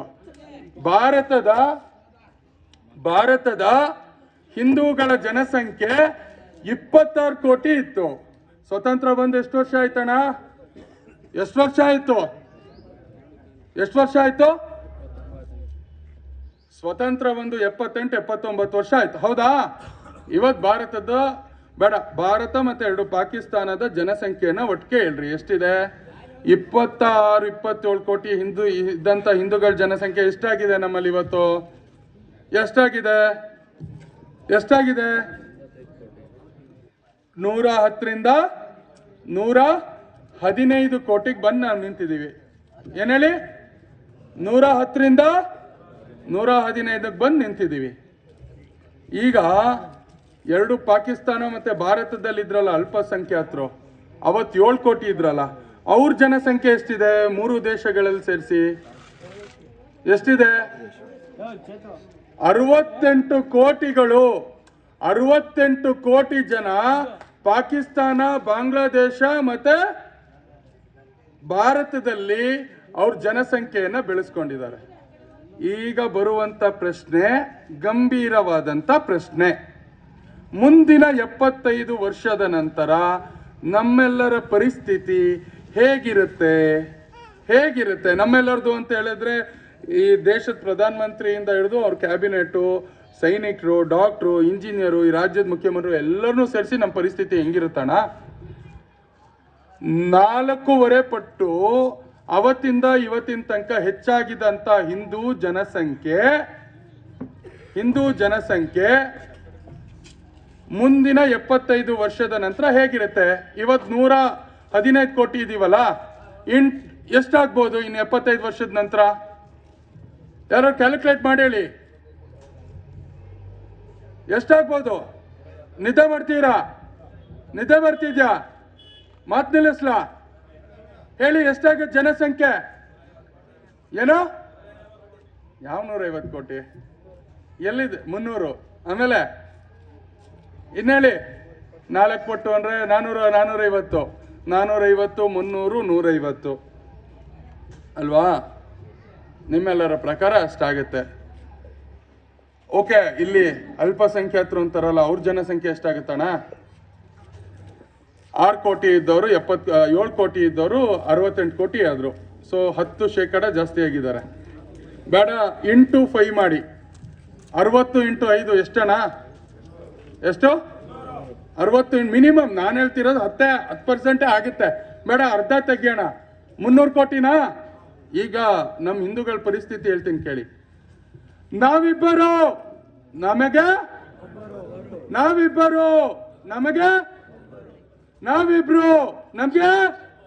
ನಾವಿಬ್ರು ನಮ್ಗೊಬ್ರು, ನಾವಿಬ್ರು ನಮ್ಗೊಬ್ರು, ನಾವಿಬ್ರು ನಮ್ಗೊಬ್ರು. ಈ ಪುಂಗಿಯನ್ನ ಭಾರತದ ಆಲ್ ಇಂಡಿಯಾ ರೇಡಿಯೋದಲ್ಲಿ 1974ರಿಂದ 2026 ತನಕ ಪುಂಗಿದ್ದು ಕೇಳಿಸ್ಕೊಂಡಿದ್ದು ಹಿಂದೂಗಳು, ಮಂಗಾಗಿದ್ದು ಹಿಂದೂಗಳು, ಬಿದ್ದೋಗಿದ್ದು ಹಿಂದೂಗಳ ಜನಸಂಖ್ಯೆ. ಇನ್ನೂ ಆ ಮೂಢತನದಲ್ಲಿ ಹಿಂದೂಗಳು ಬದುಕ್ತಾ ಇದ್ರೆ ಒಮ್ಮೆ ಯೋಚನೆ ಮಾಡಿ. 115 ಕೋಟಿ ಹಿಂದೂಗಳು ಅಂದ್ರೆ 115 ಅಂತ ಹೇಳಿದ್ರೆ 58 ಕೋಟಿ ಪುರುಷರು, 58 ಕೋಟಿ ಮಹಿಳೆಯರಿಗೆ ಎಷ್ಟು ಮಕ್ಕಳು ಹುಡ್ತಾರಣ? ನಾವಿಬ್ರು ನಮ್ಗೊಬ್ರಂಗೆ 115 ಕೋಟಿ ಡಿವೈಡೆಡ್ ಬೈ 2 ಎಷ್ಟು? 58 ಕೋಟಿಗೆ ಹಿಂದೂಗಳ ಜನಸಂಖ್ಯೆ ಇಳಿಯುತ್ತೆ. 58 ಕೋಟಿಗೆ ಹಿಂದೂಗಳ ಜನಸಂಖ್ಯೆ ಇಳಿಯುತ್ತೆ. 58 ಕೋಟಿಗೆ ಹಿಂದೂಗಳ ಜನಸಂಖ್ಯೆ ಇಳಿದ್ರೆ 300 ಕೋಟಿ ಇರೋರು ಏನ್ ಮಾಡ್ತಾರೆ ಅಂತ ನನ್ನ ಬಾಯಿಂದ ಹೇಳಲ್ಲ. ಕಾಶ್ಮೀರ್ ಫೈಲ್ಸ್ ಅನ್ನುವಂತಹ ಭಾರತದ ಸೆನ್ಸಾರ್ ಮಂಡಳಿ ಸರ್ಟಿಫಿಕೇಟ್ ಮಾಡಿರೋ ಫಿಲಮ್ ಅಲ್ಲಿ ತೋರಿಸಿದ್ದಾರೆ. ಹಿಂದೂಗಳನ್ನ ಬೆಳಿಗ್ಗೆ 3 ಗಂಟೆ ಅಷ್ಟೊತ್ತಿಗೆ ದೇಶವನ್ನ, ಕಾಶ್ಮೀರವನ್ನ ಖಾಲಿ ಮಾಡಿ ಯಾವ ರೀತಿ ಹಿಂದೂ ಗಂಡಸರುಗಳು ಗಂಟು ಮೂಟೆಯನ್ನ ಕಟ್ಕೊಂಡು ಊರ್ ಬಿಡಿ, ನಿಮ್ಮ ಮನೆಯ ಹೆಣ್ಮಕ್ಳನ್ನ ಇಲ್ಲೇ ಬಿಟ್ಟು ಹೋಗಿ ಅನ್ನೋಂಥದ್ದನ್ನ ಕಾಶ್ಮೀರ್ ಫೈಲ್ಸ್ ಅಲ್ಲಿ ತೋರಿಸಿದ್ದಾರೆ. ನಾನು ಯಾವುದು ಹೇಳ್ತಿಲ್ಲ, ಕಾಶ್ಮೀರ್ ಫೈಲ್ಸ್ ಅಲ್ಲಿ ತೋರಿಸಿದ್ದಾರೆ. ಭಾರತದ ನಮ್ಮನ್ನೆಲ್ಲ ಹಗಲು ರಾತ್ರಿ, ನಾನು ಅವ್ರು ಇದ್ದಾರೆ ಅಂತ ಹೇಳ್ತಿಲ್ಲ, ನಾವೇನಾದ್ರು ನೆಮ್ಮದಿಯಿಂದ ಬದುಕ್ತಿದೀವಿ ಅಂತ ಹೇಳಿದ್ರೆ ಅದು ದೇಶದಲ್ಲಿರುವಂತ ಸೈನಿಕರು ಮತ್ತೆ ಪೊಲೀಸ್ ವ್ಯವಸ್ಥೆ. ಒಬ್ಬ ಹಿಂದೂ ಇಲ್ಲಿ 10,000 ಹಿಂದೂ ಇರಲಿ, ಆ 10,000 ನಾಯಕನಿಗೆ ಒಬ್ರು ಪೊಲೀಸರು ಲಾಟಿಲಿ ಎಷ್ಟು ಹೊಡಿಲಿ, 10,000 ಜನ ಸುಮ್ಮನಿರ್ತಾರೆ. ಕಾರಣ ಏನು ಅಂದ್ರೆ ಆ ಕಾಕಿ ಮೇಲಿರೋ ರೆಸ್ಪೆಕ್ಟು. ಕಾರಣ ಏನು ಅಂದ್ರೆ ಅವ್ರು ಹಗಲು ರಾತ್ರಿ ಅವ್ರ ಹೆಂಡತಿ ಮಕ್ಕಳು ಬಿಟ್ಟು ನಮ್ಮನ್ನ ಜೀವ ಕೊಟ್ಟು ಕಾಯ್ತಾರೆ. ಆದ್ರೆ DJ ಹಳ್ಳಿ, KJ ಹಳ್ಳಿಲಿ ಏನಾಯ್ತು? ಯಾವ ಪೊಲೀಸು ಯಾವ ಸಮಸ್ಯೆನೂ ಮಾಡಲಿಲ್ಲ, ಯಾವ ಮಿಸ್ಟೇಕು ಮಾಡಲಿಲ್ಲ. ನಮ್ಮೆಲ್ಲರ ತೆರಿಗೆ ಹಣದಿಂದ ಕಟ್ಟಿದಂತ ಪೊಲೀಸ್ ಸ್ಟೇಷನಿಗೆ, ಆ ಪೊಲೀಸ್ ವಾಹನಗಳಿಗೆ ಯಾರ್ಯಾರು ಏನೇನ್ ಮಾಡಿದ್ರು. ಇದು ನಾನ್ ಕತೆ ಹೇಳ್ತಿಲ್ಲ, ನಾನ್ ಯಾವುದೂ ತಪ್ಪಿಲ್ಲ. ಕರ್ನಾಟಕದ ಹೈಕೋರ್ಟ್ ಹೇಳ್ತು, ಕರ್ನಾಟಕದ ಅಷ್ಟು ಮಾಧ್ಯಮಗಳು ಬರುದ್ವು, ಕರ್ನಾಟಕದ ಅಷ್ಟು ಜನಕ್ಕೂ ಗೊತ್ತಿದೆ. ಈಗೊಮ್ಮೆ ಯೋಚನೆ ಮಾಡಿ, ನಮ್ಮ ಜನಸಂಖ್ಯೆ ಬಿದ್ರೆ ಏನಾಗುತ್ತೆ ಅನ್ನೋಂಥದ್ದು. ಮತ್ತೊಂದ್ಸತಿ ಯಾವನಾದ್ರೂ ನಾವಿಬ್ರು ನಮ್ಗಿದ್ರು ಅಂತ ಹೇಳಿದ್ರೆ ಫಸ್ಟ್ ನಿಮ್ಮ ಕರದಲ್ಲಿ ಅವ್ರನ್ನ ಮನೆಗೆ ಕರ್ಕೊಂಡೋಗಿ ಸೇವೆಯನ್ನ ಮಾಡಿ ಹೇಳಿ, ನಾವಿಬ್ರು ನಮ್ಗೊಬ್ರಲ್ಲ, ಮುಂದಿನ ದಿನಗಳಲ್ಲಿ ನಾವು ಕೌರವರ ರೀತಿ ಯೋಚನೆ ಮಾಡೋದು ಬೇಡ, ಪಾಂಡವರಷ್ಟು ಯೋಚನೆ ಮಾಡೋದು ಬೇಡ, ಅಟ್ಲೀಸ್ಟ್ ನಾವಿಬ್ರು ನಮಗ್ ಮೂರು ಮಾಡ್ಕೊಳ್ಳೋ ಅಂತ ಮಾನಸಿಕತೆಗೆ ಬನ್ನಿ. ಏನು ಒಂದು ಮಗುನ್ ಹೆತ್ಬಿಟ್ಟು ಏನು ಅವನಿಗೆ ಸ್ಕೂಲಲ್ಲಿ ಓದ್ ತಕ್ಷಣ ಇಂಟರ್ನ್ಯಾಷನಲ್ ಸ್ಕೂಲಲ್ಲಿ ವಿಧಿನ ಯಾರು ಬದಲಾಯಿಸಕ್ಕಾಗಲ್ರಿ. ಆ ರಾಯ್ ಅನ್ನೋ ಒಂದು ಸತ್ತೋದ್ನಲ್ಲ, 1000 ಕೋಟಿ ಇತ್ತು, 800 ಕೋಟಿ ಇತ್ತು, ಬದುಕಕ್ಕಾಯ್ತಾ? ವಿಧಿ ಅನ್ನುವಂಥದ್ದು, ಮನಸ್ಸು ಗಟ್ಟಿಯಾಗುವಂಥದ್ದು, ತಾಕತ್ ಅನ್ನುವಂಥದ್ದು. ಮನೆಯಲ್ಲಿ ತಾಯಿ ರಾಮಕೃಷ್ಣನ ಸಂಸ್ಕಾರ ಕೊಟ್ರೆ 3 ಮಕ್ಳಿದ್ರು, ಮನೆ ಕಿಸೆಯಲ್ಲಿ ಜೇಬಿಲ್ ದುಡ್ಡಿಲ್ಲ ಅಂತ ಹೇಳಿದ್ರು, ಆ ಮಕ್ಕಳು ರಾಮ, ಚಂದ್ರ, ಕೃಷ್ಣ, ಅಂಬೇಡ್ಕರ್, ಬಸವಣ್ಣ, ಕೆಂಪೇಗೌಡರು ರೀತಿ ಆಗ್ತಾರೆ. ಮನೇಲಿ ಕೊಟ್ರೆ ಸಂಸ್ಕಾರವನ್ನ ಶಾಲೆಗೆ ತಗೊಂಡೋಗ್ಬಿಟ್ಟು 3 ಲಕ್ಷ ಕೊಟ್ಬಿಟ್ಟು ನೀವು ಓದಕ್ ಬಿಟ್ರು, ಆ ಮಗು ಏನೇನಾಗ್ತಾ ಇದ್ದಾನೆ ಅಂತ ಹೇಳಿದ್ರೆ ನಮಗೆ ಗೊತ್ತಾಗ್ತಾ ಇದೆ. ಇವತ್ತು ಸಮಾಜದಲ್ಲಿ ನಾವು ನೋಡ್ತಾ ಇದೀವಿ. ಆಯ್ಕೆ ಹಿಂದೂಗಳು ಸಂಕಲ್ಪ ಮಾಡ್ಬೇಕು, ಇವತ್ತು ನಾವು 3 ಜನ ಮಕ್ಕಳಾದ್ರೂ ಮಾಡ್ಕೊಳ್ಳೋಂಥ ಮಾನಸಿಕತೆಗೆ ಬರಬೇಕು. ಇಲ್ಲಾಂದ್ರೆ ಏನ್ ಮಾಡ್ತಿದೆ ಗೊತ್ತಾ, ನಮ್ಮಲ್ಲೇ ಜನ ಕೂತ್ಕೊಂಡು ಮೀಡಿಯಾದಲ್ಲಿ ಯಾವ ರೀತಿ ನೆರೇಟಿವ್ ಮಾಡ್ತಾ ಇದ್ದಾರೆ. ಹುಡುಗ ಒಂದು 32 ವರ್ಷದ ತನಕ ಮದ್ವೆ ಆಗೋದು ಬೇಡಪ್ಪ, ಹುಡುಗಿ ಒಂದು 28-29 ವರ್ಷದ ತನಕ ಮದ್ವೆ ಆಗೋಂಥದ್ದು ಬೇಡ. ಇದಕ್ಕೆ ಅಪ್ಪ ಅಮ್ಮನೂ ಪಾಪ ಒಪ್ಬಿಟ್ಟಿದ್ದಾರೆ. ಅದ್ರ ಪರಿಣಾಮ ಏನಾಗ್ತಿದೆ, ಇದು ಹಿಂದೂಗಳು ಮಾತ್ರ ಪಾಲಿಸ್ತಿರೋದು. 33 ವರ್ಷದ ಹುಡುಗಂಗೆ 28-29 ವರ್ಷದ ಹುಡುಗಿಗೆ ಫರ್ಟಿಲಿಟಿ ಇರಲ್ಲ, ಅಬೋಷನ್ ಆಗುತ್ತೆ, ಮಕ್ಕಳಾಗ್ತಿಲ್ಲ, ಅವ್ರಿಗೂ ಅದು ಬೇಕಾಗಿಲ್ಲ. ಇವತ್ತು ಅಜ್ಜ ಅಜ್ಜಿ ಮುತ್ತಜ್ಜ ಮುತ್ತಜ್ಜಿ ಅಪ್ಪ ಅಮ್ಮ ಅನ್ನೋಂಥ ಕರೆಯೋವಂಥ ಮಕ್ಕಳು ಇನ್ನೊಂದು 10-15 ವರ್ಷದ ನಂತರ ಮದುವೆ ಆಗೋರಿಗೆ ಫರ್ಟಿಲಿಟಿನೇ ಇರಲ್ಲ. ಕಾರಣ ಅಂದರೆ ಎಲ್ಲ ಕಳ್ಳಡ್ ಗೋಬಿ ಮಂಚೂರಿ ಹಾಕೊಂಡು ತಿಂದು ತಿಂದು ತಿಂದು ಹಿಂದೂಗಳ ರಟ್ಟೆಲ್ ಶಕ್ತಿ ಇಲ್ಲ, ಫರ್ಟಿಲಿಟಿ ರೇಟ್ ಇಳ್ತಿದೆ, ಮಕ್ಕಳೇ ಜನನ ಆಗ್ತಾ ಇಲ್ಲ. ಇವತ್ತು ಹಿಂದೂ ತಾಯಂದ್ರು ಸಂಕಲ್ಪ ಮಾಡಬೇಕು, ನಿಮ್ಮ ಮನೆಯ ಮಕ್ಕಳನ್ನ ಹಿಂದೂ ತಂದೆಯರು ಸಂಕಲ್ಪ ಮಾಡಬೇಕು. 23 ವರ್ಷಕ್ಕೆ ಹೆಣ್ಮಕ್ಳಿಗೆ, 25 ವರ್ಷಕ್ಕೆ ಗಂಡು ಮಕ್ಕಳಿಗೆ ಮದುವೆ ಮಾಡಿದ್ರೆ ಹಿಂದೂ ಸಂತಾನ ಉಳಿಯುತ್ತೆ. ಇಲ್ಲ ಅಂದ್ರೆ ಹಿಂದೂ ಸಂತಾನ ಮುಂದಿನ ದಿನಗಳಲ್ಲಿ ಮಕ್ಕಳಾಗ್ದಲೆ ಈಗಿರುವಂಥವ್ರಿಗೆ ಅಜ್ಜ ಅಜ್ಜಿ ಅಂತ ಕರೆಸ್ಕೊಳ್ಳೋದಲ್ಲ, ಅಪ್ಪ ಅಮ್ಮ ಅಂತ ಕರೆಸ್ಕೊಳ್ಳುವಂತಹ ವರನು ಕೂಡ ದೇವ್ರು ಕೊಡಲ್ಲ, ವರನು ಕೂಡ ದೇವ್ರು ಕೊಡಲ್ಲ. ಇದು ಗಂಭೀರವಾಗಿ ಯೋಚನೆ ಮಾಡಬೇಕು, ಗಂಭೀರವಾಗಿ ಯೋಚನೆ ಮಾಡಬೇಕು ಬಂಧುಗಳೇ. ಇವತ್ತು ಈ ಎಲ್ಲ ಭೀಕರ ಪರಿಸ್ಥಿತಿಗಳನ್ನ ನಿಮ್ ಕಣ್ಮುಂದೆ ಇಟ್ಟೆ. ಬಾಂಗ್ಲಾದೇಶದಲ್ಲಿ ಏನಾಯ್ತು ದಿನನಿತ್ಯ ನಾವು ಪೇಪರಲ್ಲಿ ಓದ್ತಾ ಇದ್ದೀವಿ. ಅರೆ ಬಾಂಗ್ಲಾದೇಶದಲ್ಲಿ ದೀಪು ದಾಸ್ ಅನ್ನುವಂತ ಒಬ್ಬ ಹಿಂದೂ ದಲಿತನನ್ನ ಕೇವಲ ಹಿಂದೂ ಅನ್ನುವಂತ ಏಕೈಕ ಕಾರಣಕ್ಕೆ ಕರ್ಕೊಂಡು ಹೋಗ್ತಾರೆ, ಕೋಲಿಂದ ಹೊಡಿತಾರೆ, ತಲೆಗೊಡಿತಾರೆ, ಕಾಲಿಗೊಡಿತಾರೆ, ಬೆನ್ನಿಗೊಡಿತಾರೆ, ಮರ್ಮಾಂಗಕ್ಕೆ ಹೊಡಿತಾರೆ, ಸಾಯಿಸ್ತಾರೆ.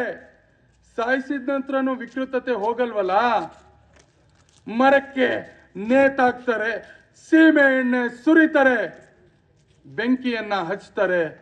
ಬಾಂಗ್ಲಾದೇಶದಲ್ಲಿ ಒಬ್ಬ ಹಿಂದೂ ಸತ್ತ, ಹಾರ್ನಳ್ಳಿಯಲ್ಲಿ, ಅರಸೀಕೆರೆಯಲ್ಲಿ, ಚಿಕ್ಕಮಂಗ್ಳೂರಿನಲ್ಲಿ ಎಲ್ಲೂ ಕೂಡ ಒಬ್ಬ ಹಿಂದೂ ಸತ್ತ ಅನ್ನುವಂತಹ ಒಂದೇ ಒಂದು ನೋವು ನಮಗೆ ಬರಲಿಲ್ವಲ್ಲ. ಮುಂದಿನ ಸರ್ದಿ ನಮ್ದು, ಮುಂದಿನ ಸರ್ದಿ ನಮ್ದು. ಎಲ್ಲರೂ ಕೋಳಿ ಅಂಗಡಿ ನೋಡಿದ್ದೀರಾ? ಕೋಳಿ ಅಂಗಡಿ ನೋಡಿದ್ದೀರಾ? ಕೋಳಿ ಅಂಗಡಿಯಲ್ಲಿ ಕೋಳಿಯನ್ನ ಕಟ್ ಮಾಡ್ತಾ ಇರ್ತಾನೆ ಒಬ್ಬ ಕಟುಕ. ಸೈಡಲ್ಲಿ ಒಂದು ಪಂಜರದಲ್ಲಿ 10 ಕೋಳಿ ಇರುತ್ತೆ. ಈ ಒಂದು ಕೋಳಿನ ತಗೊಂಡು ಕಟ್ ಮಾಡ್ಬೇಕಾದ್ರೆ ಇನ್ನು ಉಳಿದಿರೋ 9 ಕೋಳಿ ಏನ್ ಮಾಡ್ತಿರುತ್ತೆ? ಕೂಗ್ತಾ ಇರಲ್ಲ. ಎಲ್ಲೋ ನಾನಂತೂ ಕೂಗೋದ್ ನೋಡಿಲ್ಲ. ಅಲ್ಲೊಂದು ಬಟ್ಲಲ್ಲಿ ಜೋಳ ಇಟ್ಟಿರ್ತಾನೆ, ನೆಮ್ಮದಿಯಾಗಿ 9 ಕೋಳಿ ತಿಂತಾ ಇರುತ್ತೆ. ಮತ್ ಇನ್ನೊಬ್ಬ ಕಸ್ಟಮರ್ ಬಂದ, 3 ಕೋಳಿ ತೆಗ್ದ ಕಟ್ ಮಾಡ್ತಾ ಇರುತ್ತೆ. ಇನ್ನೊಂದು ಕೋಳಿ ಏನ್ ಮಾಡ್ತಿರುತ್ತೆ? ಆ ಜೋಳನ ತಿಂತಾ ಇರುತ್ತೆ. ಇನ್ನೊಂದು 4 ಕೋಳಿ ತೆಗ್ದ, 12 ಕೋಳಿ ಏನ್ ಮಾಡ್ತಿರುತ್ತೆ? ತಿಂತಾ ಇರುತ್ತೆ. ಲಾಸ್ಟಿಗೆ ಇನ್ನೊಂದು ಕೋಳಿ ಉಳಿಸಿ ಇನ್ನೊಂದು ಕೋಳಿ ತೆಗ್ದ, ಅವಾಗ ಏನ್ ಮಾಡ್ತಿರುತ್ತೆ? ಅವಾಗೂ ತಿಂತಾ ಇರುತ್ತೆ. ಪಾಪ ಫಸ್ಟ್ ಕೋಳಿ ತೆಗ್ದಾಗ 9 ಕೋಳಿಗೆ ಗೊತ್ತಿರ್ಲಿಲ್ಲ ಮುಂದಿನ ಸರ್ದಿ ನಂದು ಅಂತ. ಮುಂದಿನ ಸರ್ದಿ ಯಾರ್ದು ಅಂತ ಮುಂದಿನ ಸರ್ದಿ ನಂದು ಅಂತ ಕೋಳಿ ಗೊತ್ತಿರ್ಲಿಲ್ಲ. ಅದು ಸರ್ದಿ ಬಂತು, ಅದು ಸತ್ತೋಯ್ತು. ಕೊನೆಯ ಕೋಳಿಗೂ ಕೂಡ ಅರ್ಥ ಆಗ್ಲಿಲ್ಲ ಮುಂದಿನ ಸರ್ದಿ ನಂದು ಅಂತ. ಒಂದು ಕೋಳಿಗೆ ಕೈ ಹಾಕಿದಾಗ ಉಳಿದಿದ್ದಂತ 9 ಕೋಳಿಗಳು ಆ ಚೂಪಾದಂತಹ ಕೊಕ್ಕಿನಿಂದ ಕುಕ್ಕಿ ಕುಕ್ಕಿ ಕುಕ್ಕಿ ಆ ಪಂಜರದಿಂದ ಹೊರಗಡೆ ಬರುವಂತ ಸಾಹಸ ಮಾಡಿದಿದ್ರೆ ಕೋಳಿಗಳ ಸಮೂಹ ಉಳಿತಿತ್ತು. ಪಾಕಿಸ್ತಾನನ ಆಕ್ರಮಿಸ್ಕೊಂಡು, ಬಾಂಗ್ಲಾದೇಶನ ಆಕ್ರಮಿಸ್ಕೊಂಡು, ಇವತ್ತು ಅರ್ಧ ಕಾಶ್ಮೀರನ ಆಕ್ರಮಿಸ್ಕೊಂಡು ಅಕ್ರಮ ಬಾಂಗ್ಲಾದೇಶಿ ವಲಸಿಗರು ಅಕ್ರಮ ಬಾಂಗ್ಲಾದೇಶಿ ವಲಸಿಗರು 7 ಕೋಟಿ ಜನ ಭಾರತದಲ್ಲಿ ಬಂದು ನಮ್ಮೆಲ್ಲರ ನಡುವೆ ಇತ್ಕೊಂಡು ಇಲ್ಲಿ ಅವ್ರಿಗೆ ನಮ್ಮ ಜೊತೆ ಕೆಲಸ ಮಾಡಿಕೊಂಡು ಅರ್ಧ ಕೇರಳವನ್ನ ಒತ್ತುವರಿ ಮಾಡಿಕೊಂಡ್ರು ಕೂಡ ನಾವದ್ರ ವಿರುದ್ಧ ಜಾಗೃತಿ ಆಗ್ಲಿಲ್ಲ. ಅದಕ್ಕಾಗಿ ಇವತ್ತು ನಮ್ಮ ಪರಿಸ್ಥಿತಿ ಕೋಳಿ ಅಂಗಡಿಯಲ್ಲಿದ್ದಂತ ಕೋಳಿಯ ರೀತಿ ಆಗ್ಬಾರ್ದು ಬಂಧುಗಳೇ, ಆಗ್ಬಾರ್ದು. ಜಗತ್ತಿನಲ್ಲಿ ಎಷ್ಟು ದೇಶ ಇದೆ? 196 ದೇಶ ಇದೆ. ಇನ್ನೊಂದು 10 ನಿಮಿಷದಲ್ಲಿ ನಾನು ಮಾತು ಮುಗಿಸ್ತೀನಿ. 196 ದೇಶಗಳಿದೆ. 196 ದೇಶದಲ್ಲಿ 92 ಕ್ರಿಶ್ಚಿಯನ್ ದೇಶಗಳಿದೆ. 64 ಮುಸ್ಲಿಂ ರಾಷ್ಟ್ರಗಳಿದೆ. ಇಲ್ಲಿರುವಂತವ್ರು ಯಾರು ಬೇಕಾದ್ರೂ ಆ ಕ್ರಿಶ್ಚಿಯನ್ ರಾಷ್ಟ್ರಕ್ಕೆ ಹೋಗ್ಬೋದು, ಅವ್ರಿಗೆ ಪೌರತ್ವ ಸಿಗುತ್ತೆ.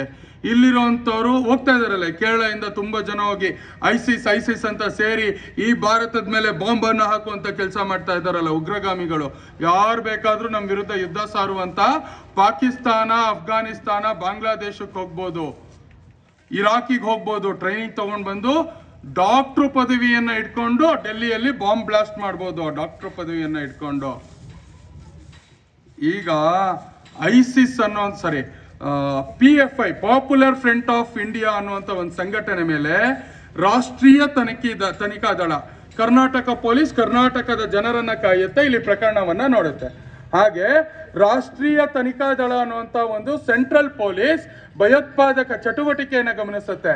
ಅವರು ಪಾಪ್ಯುಲರ್ ಫ್ರಂಟ್ ಆಫ್ ಇಂಡಿಯಾ ಅನ್ನುವಂಥ ಒಂದು ಇಸ್ಲಾಮಿಕ್ ಕೋಮುವಾದಿ ಸಂಘಟನೆಯ ಕಾರ್ಯಾಲಯಗಳ ಮೇಲೆ ದಾಳಿ ಮಾಡಿದ್ರೆ ಅಲ್ಲಿ ಬರ್ದಿರ್ತಾರೆ 2042ಕ್ಕೆ ಈ ದೇಶವನ್ನ ಇಸ್ಲಾಮಿಕ್ ದೇಶವನ್ನಾಗಿ ಮಾಡ್ತೀವಿ ಅಂತ ಬರೀತಾರೆ. ನಾನು ಹೇಳಿದ್ದಲ್ಲ, ಪಾಪ್ಯುಲರ್ ಫ್ರಂಟ್ ಆಫ್ ಇಂಡಿಯಾ ಹೇಳಿತ್ತು. ಪಾಪ್ಯುಲರ್ ಫ್ರಂಟ್ ಆಫ್ ಇಂಡಿಯಾ ಹೇಳಿತ್ತು. ಅದೇ ರೀತಿ ಅವ್ರು ಯೋಚನೆ ಮಾಡಿ ಪಾಪ ಇಲ್ಲಿರೋರ್ನೆಲ್ಲ ಎಷ್ಟು ದೇಶಗಳಿದೆ, ನಾನು ಹೇಳಿದ್ನಲ್ಲ, ಕ್ರಿಶ್ಚಿಯನ್ ದೇಶಗಳು ಅಷ್ಟಿದೆ, ಇಸ್ಲಾಮಿಕ್ ದೇಶಗಳು ಅಷ್ಟಿದೆ. ಈಗ ಆ ಪಾಪ್ಯುಲರ್ ಫ್ರಂಟ್ ಆಫ್ ಇಂಡಿಯಾ ಮತ್ತೆ ಉಗ್ರಗಾಮಿಗಳೆಲ್ಲ ಸೇರ್ಕೊಂಡು ಗನ್ ಹಿಡ್ಕೊಂಡು ಹಿಂದೂಗಳೇ ದೇಶ ಬಿಡಿ ಅಂದ್ರೆ ಅವ್ರಿಗೆಲ್ಲ ಅಷ್ಟು ದೇಶ ಇದೆಯಲ್ಲಣ್ಣ, ನಮಗೆ ಎಷ್ಟು ದೇಶ ಇದೆಯಣ್ಣ? ನಮ್ಗೆ ಎಷ್ಟು ದೇಶ ಇದೆ? ಹಿಂದೂಗಳಿಗೆ ಎಷ್ಟು ದೇಶ ಇದೆ? ಎಷ್ಟು ದೇಶ ಇದೆ? ಎಷ್ಟು ದೇಶ ಇದೆ? ಅಮ್ಮಂದ್ರಿಂದ ಮಾತಾಡ್ತಾಳೆ. ಎಷ್ಟು ದೇಶ ಇದೆ ಅಮ್ಮ? ಎಷ್ಟು? ಒಂದು. ಈಗ ಅವರೆಲ್ಲ ನಿಮ್ಮನ್ನ ಜಾಗ ಖಾಲಿ ಮಾಡಿ ಅಂದ್ರೆ ಎಲ್ಲಿ ಮಾಡ್ತೀರಾ? ಎಲ್ಲೋಗ್ತೀರಾ? ಜಾಗ ಇದೆ ಸ್ವಾಮಿ, ತಾಳಿ ಹೇಳ್ತೀನಿ. ಯಾರ್ಯಾರಿಗೆ ಗೋವಾ ಇಷ್ಟ, ಮುಂಬೈ ಇಷ್ಟ, ಯಾರ್ಯಾರಿಗೆ ಕೇರಳದ ಕೋಝಿಕೋಡ್ ಈ ಭಾಗ ಇಷ್ಟ, ಮಂಗಳೂರು ಇಷ್ಟ, ಆ ಭಾಗದ ಅರಬ್ಬಿ ಸಮುದ್ರಕ್ಕೆ ಹೋಗ್ಬಿಟ್ಟು ಬೀಳ್ಬೇಕು. ಅರಬ್ಬಿ ಸಮುದ್ರ ಜಾಗ ಇಲ್ಲಿ ಖಾಲಿ ಮಾಡಿ ಅಂದ್ಮೇಲೆ ಇನ್ನಲ್ಲಿದೆ ಜಾಗ, ಅರಬ್ಬಿ ಸಮುದ್ರಕ್ಕೆ ಹೋಗಿ ಬೀಳ್ಬೇಕು. ಯಾರು ಪಾಪ ಸ್ವಲ್ಪ ಹಿರಿಯರಿಗೆ ರಾಮೇಶ್ವರ, ಆಮೇಲೆ ವಿವೇಕಾನಂದರು ಇದ್ದಂಥ ಕನ್ಯಾಕುಮಾರಿ ಇಷ್ಟ ಇರುತ್ತೆ, ಅವರೆಲ್ಲ ಯಾವ ಕಡೆ ಹೋಗ್ಬಿಟ್ಟು ಬೀಳ್ಬೇಕು? ಹಿಂದೂ ಮಹಾಸಾಗರಕ್ಕೆ ಹೋಗ್ಬಿಟ್ಟು ಬೀಳ್ಬೇಕು. ಯಾರ್ಯಾರಿಗೆ ಪಾಪ ನಮ್ಮಲ್ಲಿ ಕೆಲವರಿಗೆ ಚೆನ್ನೈ ಇಷ್ಟ, ಇನ್ನು ಕೆಲವರಿಗೆ ಒಡಿಶಾ ಪೂರಿ ಜಗನ್ನಾಥ ಇಷ್ಟ, ಬೆಂಗಾಲ್ ಇಷ್ಟ, ಆಂಧ್ರದ ಬೇರೆ ಕಡಲ ತೀರಗಳಿಷ್ಟ, ವಿಶಾಖಪಟ್ಟಣಂ, ಹಿಂಗೆ ವೈಜಾಗ್, ವಿಶಾಖಪಟ್ಟಣಂ. ನೀವೆಲ್ಲ ಏನು ಮಾಡಬೇಕು? ನೀವೆಲ್ಲ ಹೋಗಿ ಬಂಗಾಳ ಕೊಲ್ಲಿಯಲ್ಲಿ ಬೀಳ್ಬೇಕು. ಭಾರತೀಯರಿಗೆ ಹಿಂದೂಗಳಿಗಿರುವಂಥ ಅವಕಾಶ ಏನೋ ಸಮುದ್ರಕ್ಕೆ ಹಾರುವಂಥದ್ದು. ಅದಕ್ಕಾಗಿ ನಮ್ಮ ಮಾತೃಭೂಮಿ ಇದು, ನಮ್ಮ ಪಿತೃಭೂಮಿ ಇದು. ಈ ಭೂಮಿಯನ್ನು ಹಿಂದೂಗಳು ಉಳಿಲಿಕ್ಕೆ, ಊಟ ಮಾಡಲಿಕ್ಕೆ, ಉಸಿರಾಡಲಿಕ್ಕೆ, ಸಂತಾನ ಬೆಳೆಸ್ಕೊಳ್ಳಿಕ್ಕೆ, ದೇವಸ್ಥಾನ ಕಟ್ಟಲಿಕ್ಕೆ, ದೇವಸ್ಥಾನದಲ್ಲಿ ಪೂಜೆ ಮಾಡಲಿಕ್ಕೆ, ದೇವಸ್ಥಾನಕ್ಕೆ ಅಲಂಕಾರ ಮಾಡಲಿಕ್ಕೆ, ಕೇಸರಿ ಬಂಟಿಂಗ್ಸ್ ಕಟ್ಟಲಿಕ್ಕೆ, ಶೋಭಾಯಾತ್ರೆ ತೆಗಿಲಿಕ್ಕೆ, ಎಲ್ಲ ಸರ್ಕಾರಿ ಕಚೇರಿಗಳಲ್ಲಿ ದೇವ್ರ ಫೋಟೋ ಇಡಲಿಕ್ಕೆ, ಆ ದೇವರಿಗೆ ಆಯುಧ ಪೂಜೆ ಮಾಡಲಿಕ್ಕೆ, ಎಲ್ಲದಕ್ಕೂ ಅವಕಾಶ ಇರೋ ಒಂದೇ ದೇಶ ಹಿಂದೂಗಳಿಗೆ. ಯಾವ ದೇಶ? ಇದನ್ನ ನಾವು ಉಳಿಸ್ಕೋಬೇಕೋ ಬೇಡವಾ?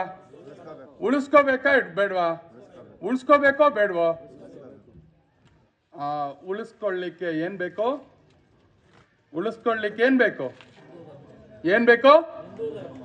ಉಳಿಸ್ಕೊಳ್ಳಿಕ್ಕೆ ಕೃಷ್ಣ ಹೇಳ್ತಾನೆ, ಸಂಘಶಕ್ತಿ ಕಲಿಯುಗದಲ್ಲಿ ಬೇರೆ ಯಾವ ಶಕ್ತಿಗೂ ಕೂಡ ಶಕ್ತಿ ಇರಲ್ಲ, ಸಂಘಟನೆಗೆ ಆ ಶಕ್ತಿ ಇರುತ್ತೆ. ಅದಕ್ಕಾಗಿ ಅದನ್ನು ಯೋಚನೆ ಮಾಡಿ 1925ರಲ್ಲಿ ನಾಗ್ಪುರದ ಮೋಹಿತಾವಾಡದಲ್ಲಿ ಡಾಕ್ಟರ್ ಕೇಶವ್ ಬಲಿರಾಮ್ ಹೆಗಡೆವಾರ್ ಅವರು ರಾಷ್ಟ್ರೀಯ ಸ್ವಯಂ ಸೇವಕ ಸಂಘವನ್ನು ಹಿಂದೂಗಳನ್ನು ಉಳಿಸ್ಲಿಕ್ಕೆ, ಹಿಂದೂ ಸಂಸ್ಕಾರವನ್ನು ಉಳಿಸ್ಲಿಕ್ಕೆ, ಹಿಂದೂ ಪದ್ಧತಿಯನ್ನು ಉಳಿಸ್ಲಿಕ್ಕೆ, ಹಿಂದುತ್ವವನ್ನು ಉಳಿಸ್ಲಿಕ್ಕೆ ಶುರು ಮಾಡಿದ ಸಂಘಟನೆ ರಾಷ್ಟ್ರೀಯ ಸ್ವಯಂ ಸೇವಕ ಸಂಘ. ಇವತ್ತು ಭಾರತದಲ್ಲಿ ತಿಪ್ಪಣ್ಣ, ರಂಗಣ್ಣ, ಮಹಿಪಾಲ, ವೇದಿಕೆ ಮೇಲಿರುವಂಥ ಸೌಮ್ಯ ಅಕ್ಕ, ವೇದಿಕೆ ಕೆಳಗಡೆ ಇರುವಂತಹ ಲೋಕೇಶ್ ಜಿ, ಎಲ್ಲರೂ ಇಲ್ಲಿರುವಂಥವ್ರು ಎಲ್ಲರೂ ಕೂಡ ಈ ಹೆಸರಿಟ್ಕೊಂಡು ಉಳಿದಿದ್ದೀವಿ ಅಂತ ಹೇಳಿದ್ರೆ ಅದಕ್ಕೆ ಕಾರಣ ಏನು? ಕಾರಣ ಜೋರಾಗಿ ಹೇಳಿ. ಈ ಕಾರಣ ಏನು? ನಂದಿದ್ 4ನೇ ಸ್ಪೀಚು ಈ ದಿನ, ನಾನಿಷ್ಟು ಉತ್ಸಾಹದಿಂದ ಇದ್ದೀನಿ. ಕಾರಣ ಏನು? RSS.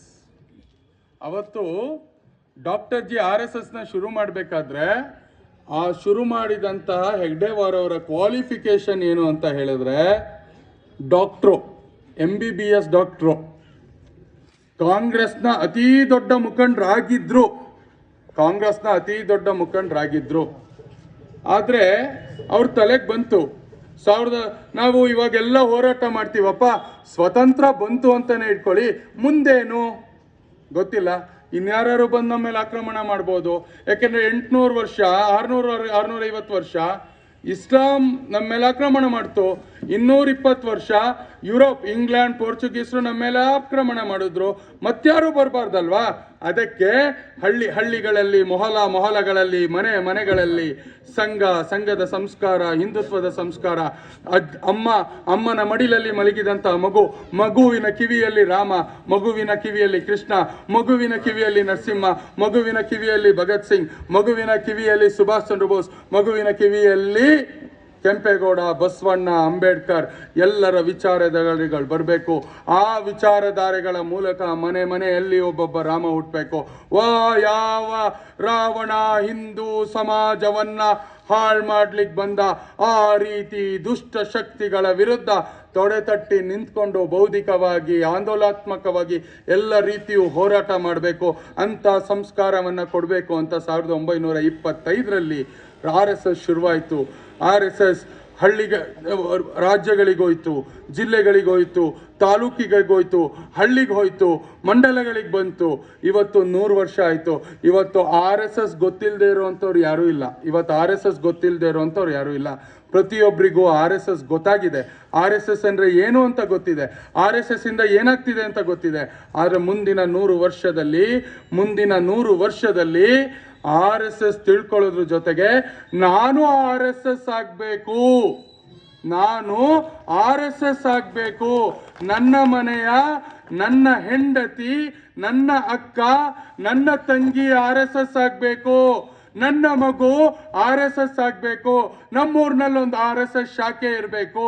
ನಮ್ಮ ಊರಿಗೆ ಕರ್ನಾಟಕ ಮತಾಂತರ ನಿಷೇಧ ಕಾಯ್ದೆಯ ಪ್ರಕಾರ ಯಾವುದಾದರೂ ಅಯೋಗ್ಯ ಹಿಂದುವಿನ ಮತಾಂತರ ಮಾಡಲಿಕ್ಕೆ ಬಂದ್ರೆ ಅದನ್ನ ತಡೆಯುವಂಥದ್ದು ಹೋಗ್ಬೇಕು. ನಮ್ಮ ಮನೆಯ ಮಗಳನ್ನ ಯಾರೋ ಅನ್ಯ ಮತೀಯ ಮದ್ವೆ ಆಗ್ಬಿಟ್ಟು ಅವಳನ್ನ ಲವ್ ಜಿಹಾದ್ ನನ್ನ ಪದ ಅಲ್ಲ, ಕೇರಳ ಹೈಕೋರ್ಟ್ ಪದ. ಕೇರಳದಲ್ಲಾಗ್ತಿದೆ. ಕೇರಳ ಹೈಕೋರ್ಟ್ ಹೇಳಿದೆ, ಲವ್ ಜಿಹಾದ್ ಹಿಂದೂ ಹೆಣ್ಣು ಮಕ್ಕಳನ್ನ ಪ್ರೀತಿಯ ಹೆಸರಿನಲ್ಲಿ ಮದುವೆಯಾಗಿ ಅವಳನ್ನ ಮತಾಂತರ ಆಗಿ ಗೋಮಾಂಸ ತಿನ್ನು, ಇದು ನಮ್ಮನೇಲಿ ತಿನ್ನೋ ರೀತಿ ಅಂತ ಹೇಳುವಂತಹ ಒಂದು ಸಂಸ್ಕಾರ ಲವ್ ಜಿಹಾದ್. ನಮ್ಮನೆ ಹೆಣ್ಮಕ್ಳು ಪ್ರೀತಿಯಲ್ಲಿ ಸಾಮರಸ್ಯ ಆಳುತ್ತೆ, ನಾವೆಲ್ಲ ಒಂದಾಗ್ಬೇಕಲ್ವನ್ರಿ, ಮದುವೆ ಮಾಡ್ಕೊಡಿ ಅನ್ನೋರ್ಗೆ ಹೇಳ್ತೀನಿ, ಫಸ್ಟ್ ನಿಮ್ಮನೆ ಮಕ್ಳನ್ನ ಫಸ್ಟ್ ಮದುವೆ ಮಾಡ್ಕೊಡೋ, ಆಮೇಲೆ ನಮ್ಗೆ ಹೇಳ್ಬೇಕಪ್ಪ. ಒಬ್ಬ ಹಿಂದೂ ಹೆಣ್ಮಗಳು ಯಾರನ್ನ ಆದರ್ಶವಾಗಿ ಇಟ್ಕೊಂಡು ಮದುವೆ ಆಗ್ತಾಳೆ? ರಾಮನನ್ನ, ತಲೆ ಮೇಲೆ ಮುಡಿಯಲ್ಲಿ ಇಟ್ಕೊಂಡಂತ ಶಿವನನ್ನ, ಆ ರೀತಿ ಪುರುಷನನ್ನ ಆದರ್ಶವಾಗಿ ಇಟ್ಕೊಂಡು ಮದುವೆ ಆಗ್ತಾಳೆ. ನನ್ಗೆ ಒಂದೇ ಗಂಡ ಇರಬೇಕು ಅಂತ ಅನ್ಕೊಂತಾಳೆ. ಹೌದಾ ಇಲ್ವಾ? ಆದ್ರೆ ನಮ್ಮ ದೇಶದಲ್ಲಿರುವಂತಹ ಪ್ರಸ್ತುತ ಕಾನೂನಿನ ಪ್ರಕಾರ ಒಬ್ಬ ಮುಸಲ್ಮಾನ ಎಷ್ಟು ಜನನ ಮದುವೆ ಆಗ್ಬೋದು? ಹೇಳ್ರಣ, ಇಲ್ಲಿರೋರು ಯಾರು 4 ಜನ ಹೆಂಡ್ತೀರಿರೋ 3 ಜನ ಹೆಂಡ್ತೀರಿರೋ ಅಂತ ಒಬ್ಬ ಪುರುಷನಿಗೆ ನಿಮ್ಮ ಮನೆ ಮಕ್ಕಳನ್ನ ಕೊಡ್ತೀರಾ? ಈ ವಿಚಾರವಾಗಿ ನಿಮ್ಮ ಮನೆಯ ಮಕ್ಕಳಿಗೆ ಹೇಳಿ, ಎಲ್ಲ ಪ್ರೇಮ, ಎಲ್ಲ ಪ್ರೀತಿ ರಾಮ ಸೀತೆ ರೀತಿ, ಶಿವ ಗಂಗೆ ರೀತಿ, ಶಿವ ಪಾರ್ವತಿ ರೀತಿ, ನಾರಾಯಣ ಸ್ವಾಮಿ ಲಕ್ಷ್ಮಿ ರೀತಿ ಇರಲ್ಲ. ಎಲ್ಲ ಕಡೆ ಒಬ್ಬನೇ ಗಂಡ ಇರಲ್ಲ, ಹಿಂದೂಗಳು ಮಾತ್ರ. ಹಿಂದೂಗಳಲ್ಲಿ ಆ ರೀತಿ ತಪ್ಪು ಮಾಡಿದ್ರೆ ಮನೇಲಿ ಕೆಪಾಲು ಕೊಡದ್ಬಿಟ್ಟು ಕೂರಿಸ್ಬಿಟ್ಟು ಒಬ್ಳನ್ನ ಮದುವೆ ಆಗಿದ್ದೆ ಸಾಕು ಅಂತಾರೆ. ಹಿಂದೂ ಹೆಣ್ಮಕ್ಳಲ್ಲೂ ಬದುಕಕ್ಕಾಗುತ್ತಾ? ಆಗ್ಲಿಕ್ಕೆ ಇಲ್ಲ. ಈ ಎಲ್ಲ ಪರಿಸ್ಥಿತಿ ಬರಬಾರ್ದು ಅಂತ ಹೇಳಿದ್ರೆ ಇವತ್ತಿನಿಂದ ನಾವೆಲ್ಲ ಸಂಕಲ್ಪ ಮಾಡೋಣ. ನಾವೆಲ್ಲರೂ ಕೂಡ RSS ಆಗಬೇಕು. ನಮ್ಮ ಮನೆಯಂತ ತಾಯಂದ್ರು RSS ಆಗಬೇಕು. ನಮ್ಮ ಮನೆಯಲ್ಲಿರುವಂಥ ಮಕ್ಕಳು RSS ಶಾಖೆಗೆ ಹೋಗಬೇಕು. ಅಟ್ಲೀಸ್ಟ್ ವಾರಕ್ಕೊಂದ್ಸತಿ ನಾವು ದೇವಸ್ಥಾನಕ್ಕೆ ಹೋಗುವಂಥದ್ದಾಗಬೇಕು. ಅಂಥ ಪರಿಸ್ಥಿತಿಗೆ ನಾವು ತಗೊಂಡು ಬರೋಣ. ಎರಡನೇದಾಗಿ, ಎಲ್ಲ ಹಿಂದೂ ಸಮಾಜದ ಸಮಸ್ಯೆಗಳು 5 ಬಿಂದುವಿನಿಂದ ಸರಿ ಹೋಗುತ್ತೆ. ಈ 5 ಬಿಂದುವನ್ನು ನಾನು ಕೇಳಿಸ್ಕೊಳ್ಳೋಣ, ಆಮೇಲೆ ನನ್ನ ಭಾಷಣಕ್ಕೆ ವಿರಾಮವನ್ನು ಹೇಳ್ತೀನಿ. ಮೊದಲನೇದಾಗಿ, ನಮ್ಮ ಕುಟುಂಬದ ಪರಿಸ್ಥಿತಿ. ಇವತ್ತು ನಮ್ಮ ಕುಟುಂಬದ ಪರಿಸ್ಥಿತಿ ಹೇಗಿದೆ? ಮುಂಚೆ ಪಾಪ ಅನೇಕ ಜನ ಹಿರಿಯರು ಇಲ್ಲಿ ಕೂತಿದ್ದೀರಿ. ಅಟ್ಲೀಸ್ಟು ದಿನದಲ್ಲಿ ಒಂದು ಬಾರಿಯಾದ್ರೂ ನೀವೆಲ್ಲರೂ ತರುಣರಿದ್ದಾಗ ಅಪ್ಪ ಅಮ್ಮನ ಜೊತೆ ಊಟ ಮಾಡ್ತಿದ್ರಿ. ಹೌದಾ? ಹೌದಲ್ವಾ? ಇವತ್ತು ಮನಸ್ಸಾಕ್ಷಿಯಿಂದ ಹೇಳಿ, ನಿಮ್ಮ ಮಕ್ಕಳು, ನಿಮ್ಮ ಮನೆಯವರು ಎಲ್ಲರೊಟ್ಟಿಗೂ ಕೂತ್ಕೊಂಡು ವಾರಕ್ಕೆ ಸತಿ ಊಟ ಮಾಡ್ತೀರಾ? ಹೇಳಿ, ವಾರಕ್ಕೆ ಸತಿ ಊಟ ಮಾಡ್ತೀರಾ? ಯಾವ ಕಾರಣಕ್ಕೂ ಇಲ್ಲ. ಮಗ ಒಂದು ರೂಮಲ್ಲಿ ಮೊಬೈಲು, ಮಗಳು ಇನ್ನೊಂದು ರೂಮಲ್ಲಿ ಮೊಬೈಲು, ಅಪ್ಪ ಒಂದು ರೂಮಲ್ಲಿ ಮೊಬೈಲು, ಅಮ್ಮ ಇನ್ನೊಂದು ರೂಮಲ್ಲಿ ಮೊಬೈಲು. ಅಪ್ಪ 8 ಗಂಟೆಗೆ ಊಟ, ಅಮ್ಮ 9 ಗಂಟೆಗೆ ಊಟ, ಮಗಳು 10 ಗಂಟೆಗೆ ಊಟ, ಮಗ 11 ಗಂಟೆಗೆ ಊಟ. ವಾರಕ್ಕೊಂದ್ಸತಿನೂ ಒಟ್ಟಿಗೆ ಕೂತ್ಕೊಂಡಿಲ್ಲ ಅಂದ್ರೆ ಕುಟುಂಬದ ಸಂಬಂಧಗಳು ಹೇಗೆ ವೃದ್ಧಿ ಆಗುತ್ತೆ? ಅವನನ್ನ ಅಪ್ಪ ಗೌರವ ಕೊಡ್ಬೇಕು ಅಂತ ಹೆಂಗ್ ಅನ್ಸುತ್ತೆ? ಅವನನ್ನ ಅಮ್ಮ ಗೌರವ ಕೊಡ್ಬೇಕು ಅಂತ ಹೆಂಗ್ ಅನ್ಸುತ್ತೆ? ಎಲ್ಲ ಮೊಬೈಲಲ್ಲಿ ನೋಡ್ಕೊಂಡ್ಬಿಟ್ಟು ಸ್ಟೇಟಸ್ ಹಾಕ್ತಾರಷ್ಟೇ. ಆ ರೀತಿ ಪರಿಸ್ಥಿತಿಗೆ ಬರುತ್ತೆ. ಅದಕ್ಕಾಗಿ ಕುಟುಂಬ ಪದ್ಧತಿಯನ್ನು ನಾವು ಬಲಪಡಿಸೋಣ, ಕುಟುಂಬದ ಪದ್ಧತಿಯನ್ನು ನಾವು ಗೌರವಿಸೋಣ. ಅಟ್ಲೀಸ್ಟ್ ವಾರಕ್ಕೆ ಒಂದು ಸತಿಯಾದ್ರೂ ಪ್ರತಿ ಮನೆಯಲ್ಲೂ ನಾವು ಕೂತ್ಕೊಂಡು ಒಟ್ಟಿಗೆ ಊಟ ಮಾಡುವಂತ ಕೆಲಸ ಮಾಡೋಣ. ಮಾಡ್ಬೋದಾ?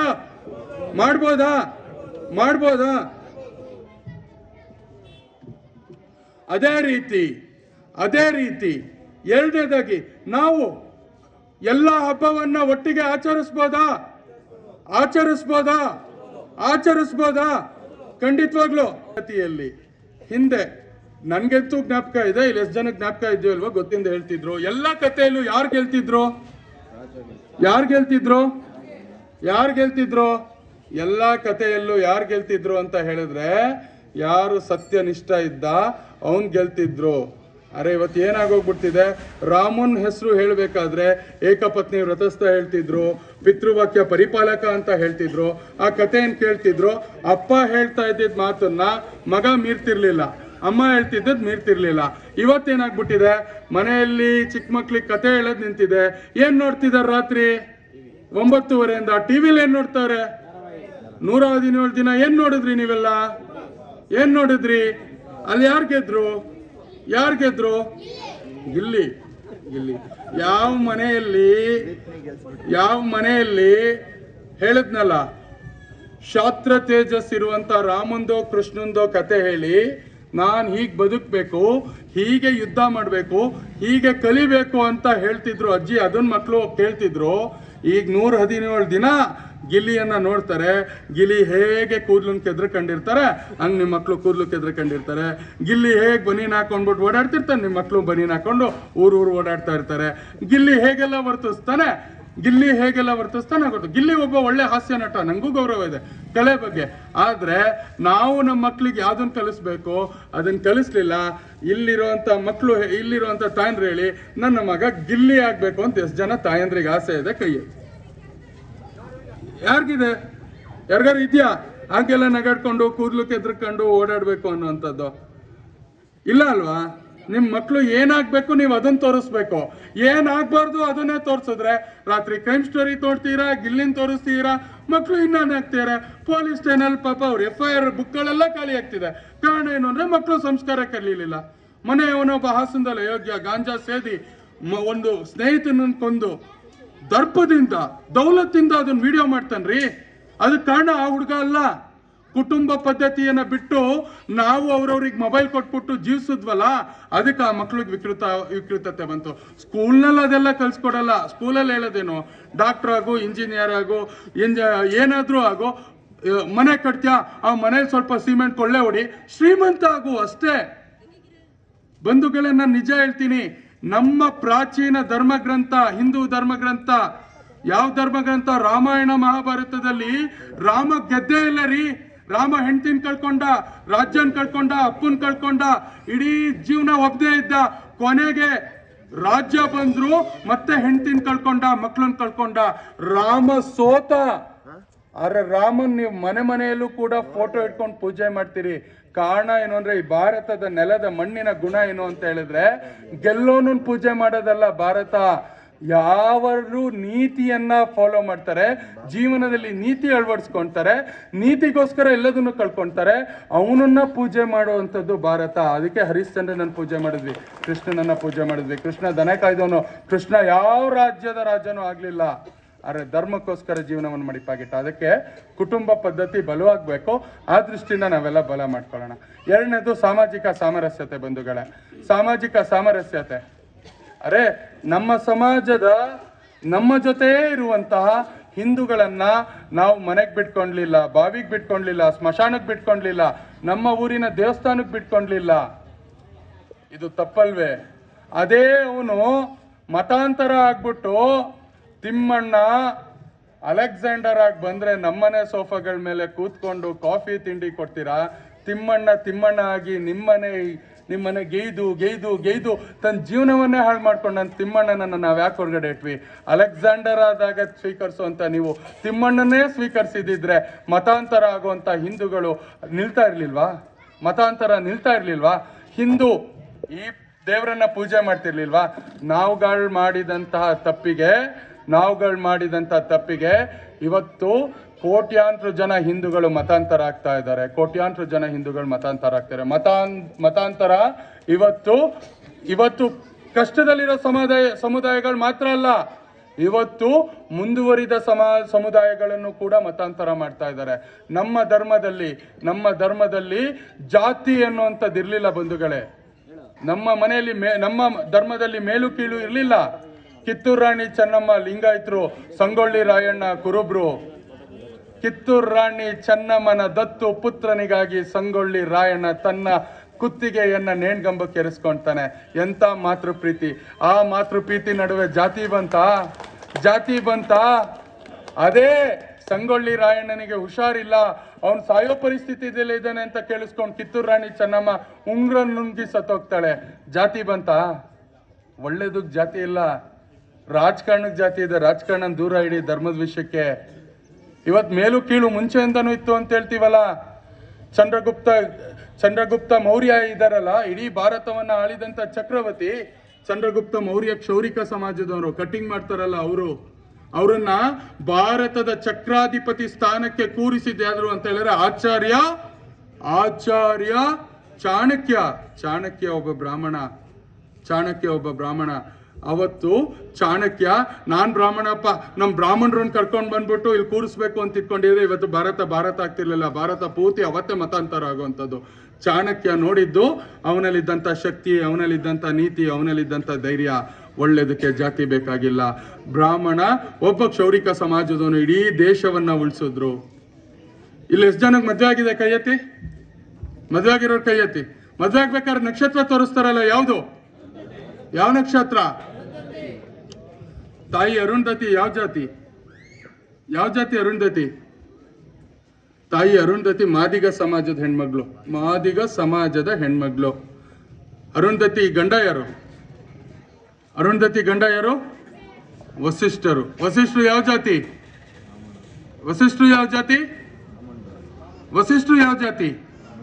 ವಸಿಷ್ಠರು ಬ್ರಾಹ್ಮಣರು. ಹಂಗಂತ ನಾನು ಮದ್ವೆ ವಿಷಯದಲ್ಲಿ ನಾನು ಹೇಳ್ತಿಲ್ಲ.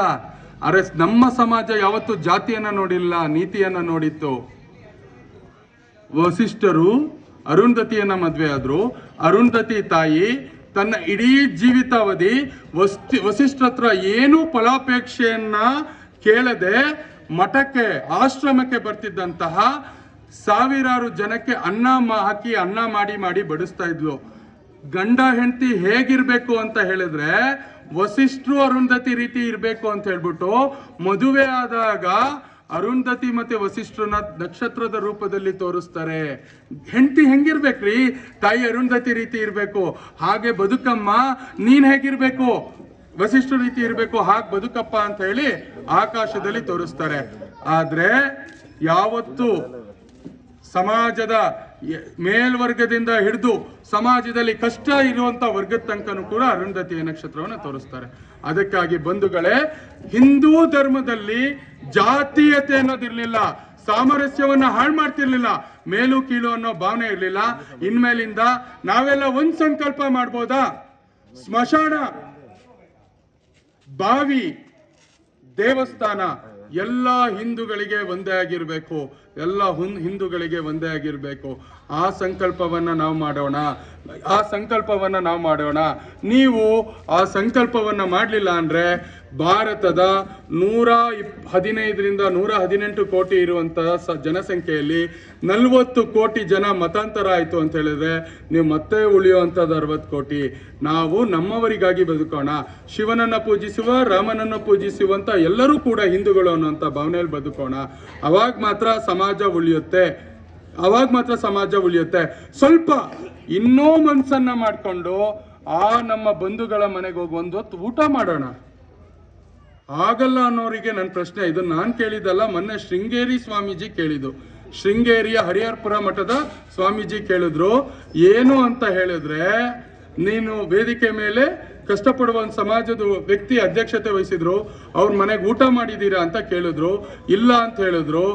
ಆಗ ಅವ್ರು ಕೇಳಿದ್ರು, ಹಾಸನದ ಸುಧಾ ಹೋಟ್ಲಿಗೆ ಹೋಗಿ ಊಟ ಮಾಡಬೇಕಾದ್ರೆ ಅವ್ನು ಯಾವ ಜಾತಿ ಅಂತ ನಿಮಗೆ ಗೊತ್ತಿರುತ್ತಾ?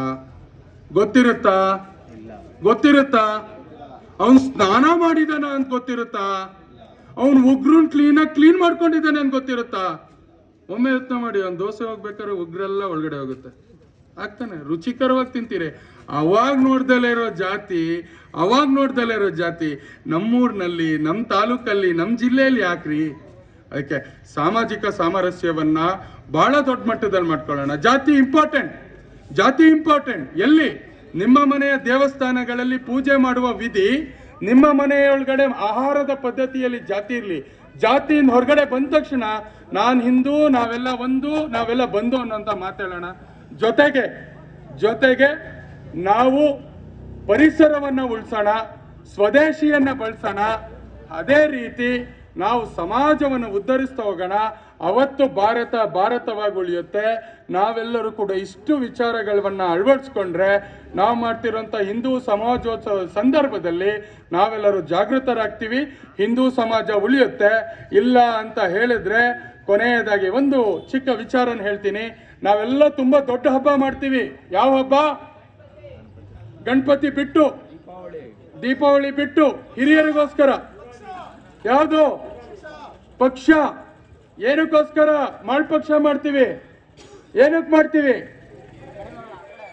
ನನ್ನ ಮುತ್ತಾತ, ಅವ್ರ ಮುತ್ತಾತ, ನನ್ನ ಅಜ್ಜಿ, ನನ್ನ ಮುತ್ತಜ್ಜಿ, ನನ್ನ ಹಿರಿಯರು ನನಗಾಗಿ ಬಿಟ್ಟಂತಹ ಭೌತಿಕ ಆಸ್ತಿ, ಸಾಮಾಜಿಕ ಆಸ್ತಿಗೆ ಎಲ್ಲರನ್ನೂ ಕೂಡ ಜ್ಞಾಪಿಸ್ಕೊಂಡು ಎಡೆ ಇಡಬೇಕು ಅಂತ ಇಡ್ತೀವಲ್ವಾ?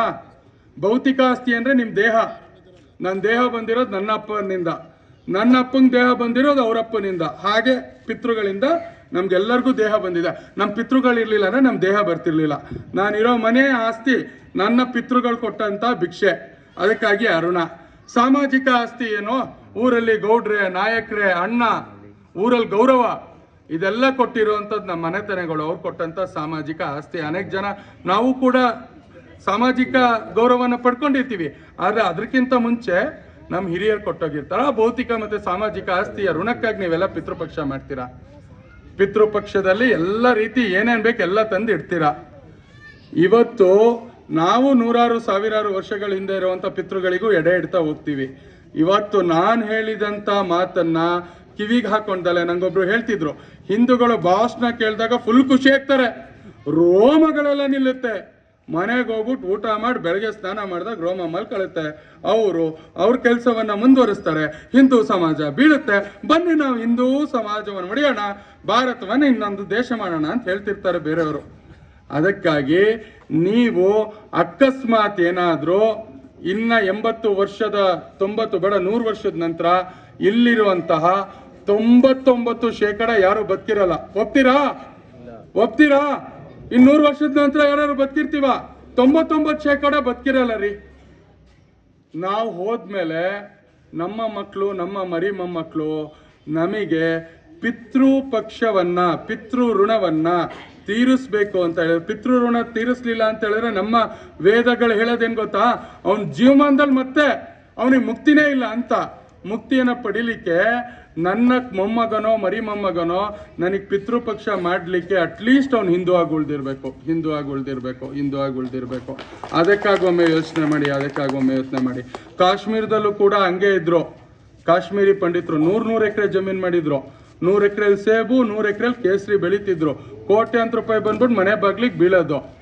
ಇವತ್ತು ಕಾಶ್ಮೀರಿ ಹಿಂದೂಗಳ ಪರಿಸ್ಥಿತಿ ಏನು? ಅವರು ಹಂಗೆ ಮೇಲು ಕೀಳು ಜಾತಿ ಎಲ್ಲ ಮಾಡ್ತಿದ್ರು ರೀ. ಇವತ್ತು ಕಾಶ್ಮೀರಿ ಹಿಂದೂಗಳ ಪರಿಸ್ಥಿತಿ ಏನು ಅಂತ ಹೇಳಿದ್ರೆ, ಜಮ್ಮು, ಡೆಲ್ಲಿ, ಕರ್ನಾಟಕ, ಕೇರಳ, ವೆಸ್ಟ್ ಬೆಂಗಾಲು ಎಲ್ಲ ಕಡೆ ರೋಡಲ್ಲಿ ಭಿಕ್ಷೆ ಬೇಡ್ಕೊಂಡು ಜೀವನ ನಡೆಸ್ತಿದ್ದಾರೆ. 100 ಎಕರೆ ಆಸ್ತಿ ಇತ್ತು, ಓಡಿಸಿದ್ರು. ಅದಕ್ಕೆ ನಮ್ಗೆಲ್ಲರಿಗೂ ಕೂಡ ಪಿತೃ ಕಾರ್ಯ ಮಾಡೋಕ್ಕಾದ್ರೂ ನಮ್ಮ ಮನೇಲಿ ಹಿಂದೂ ಆಗಿ ಉಳಿದಿರ್ಬೇಕು.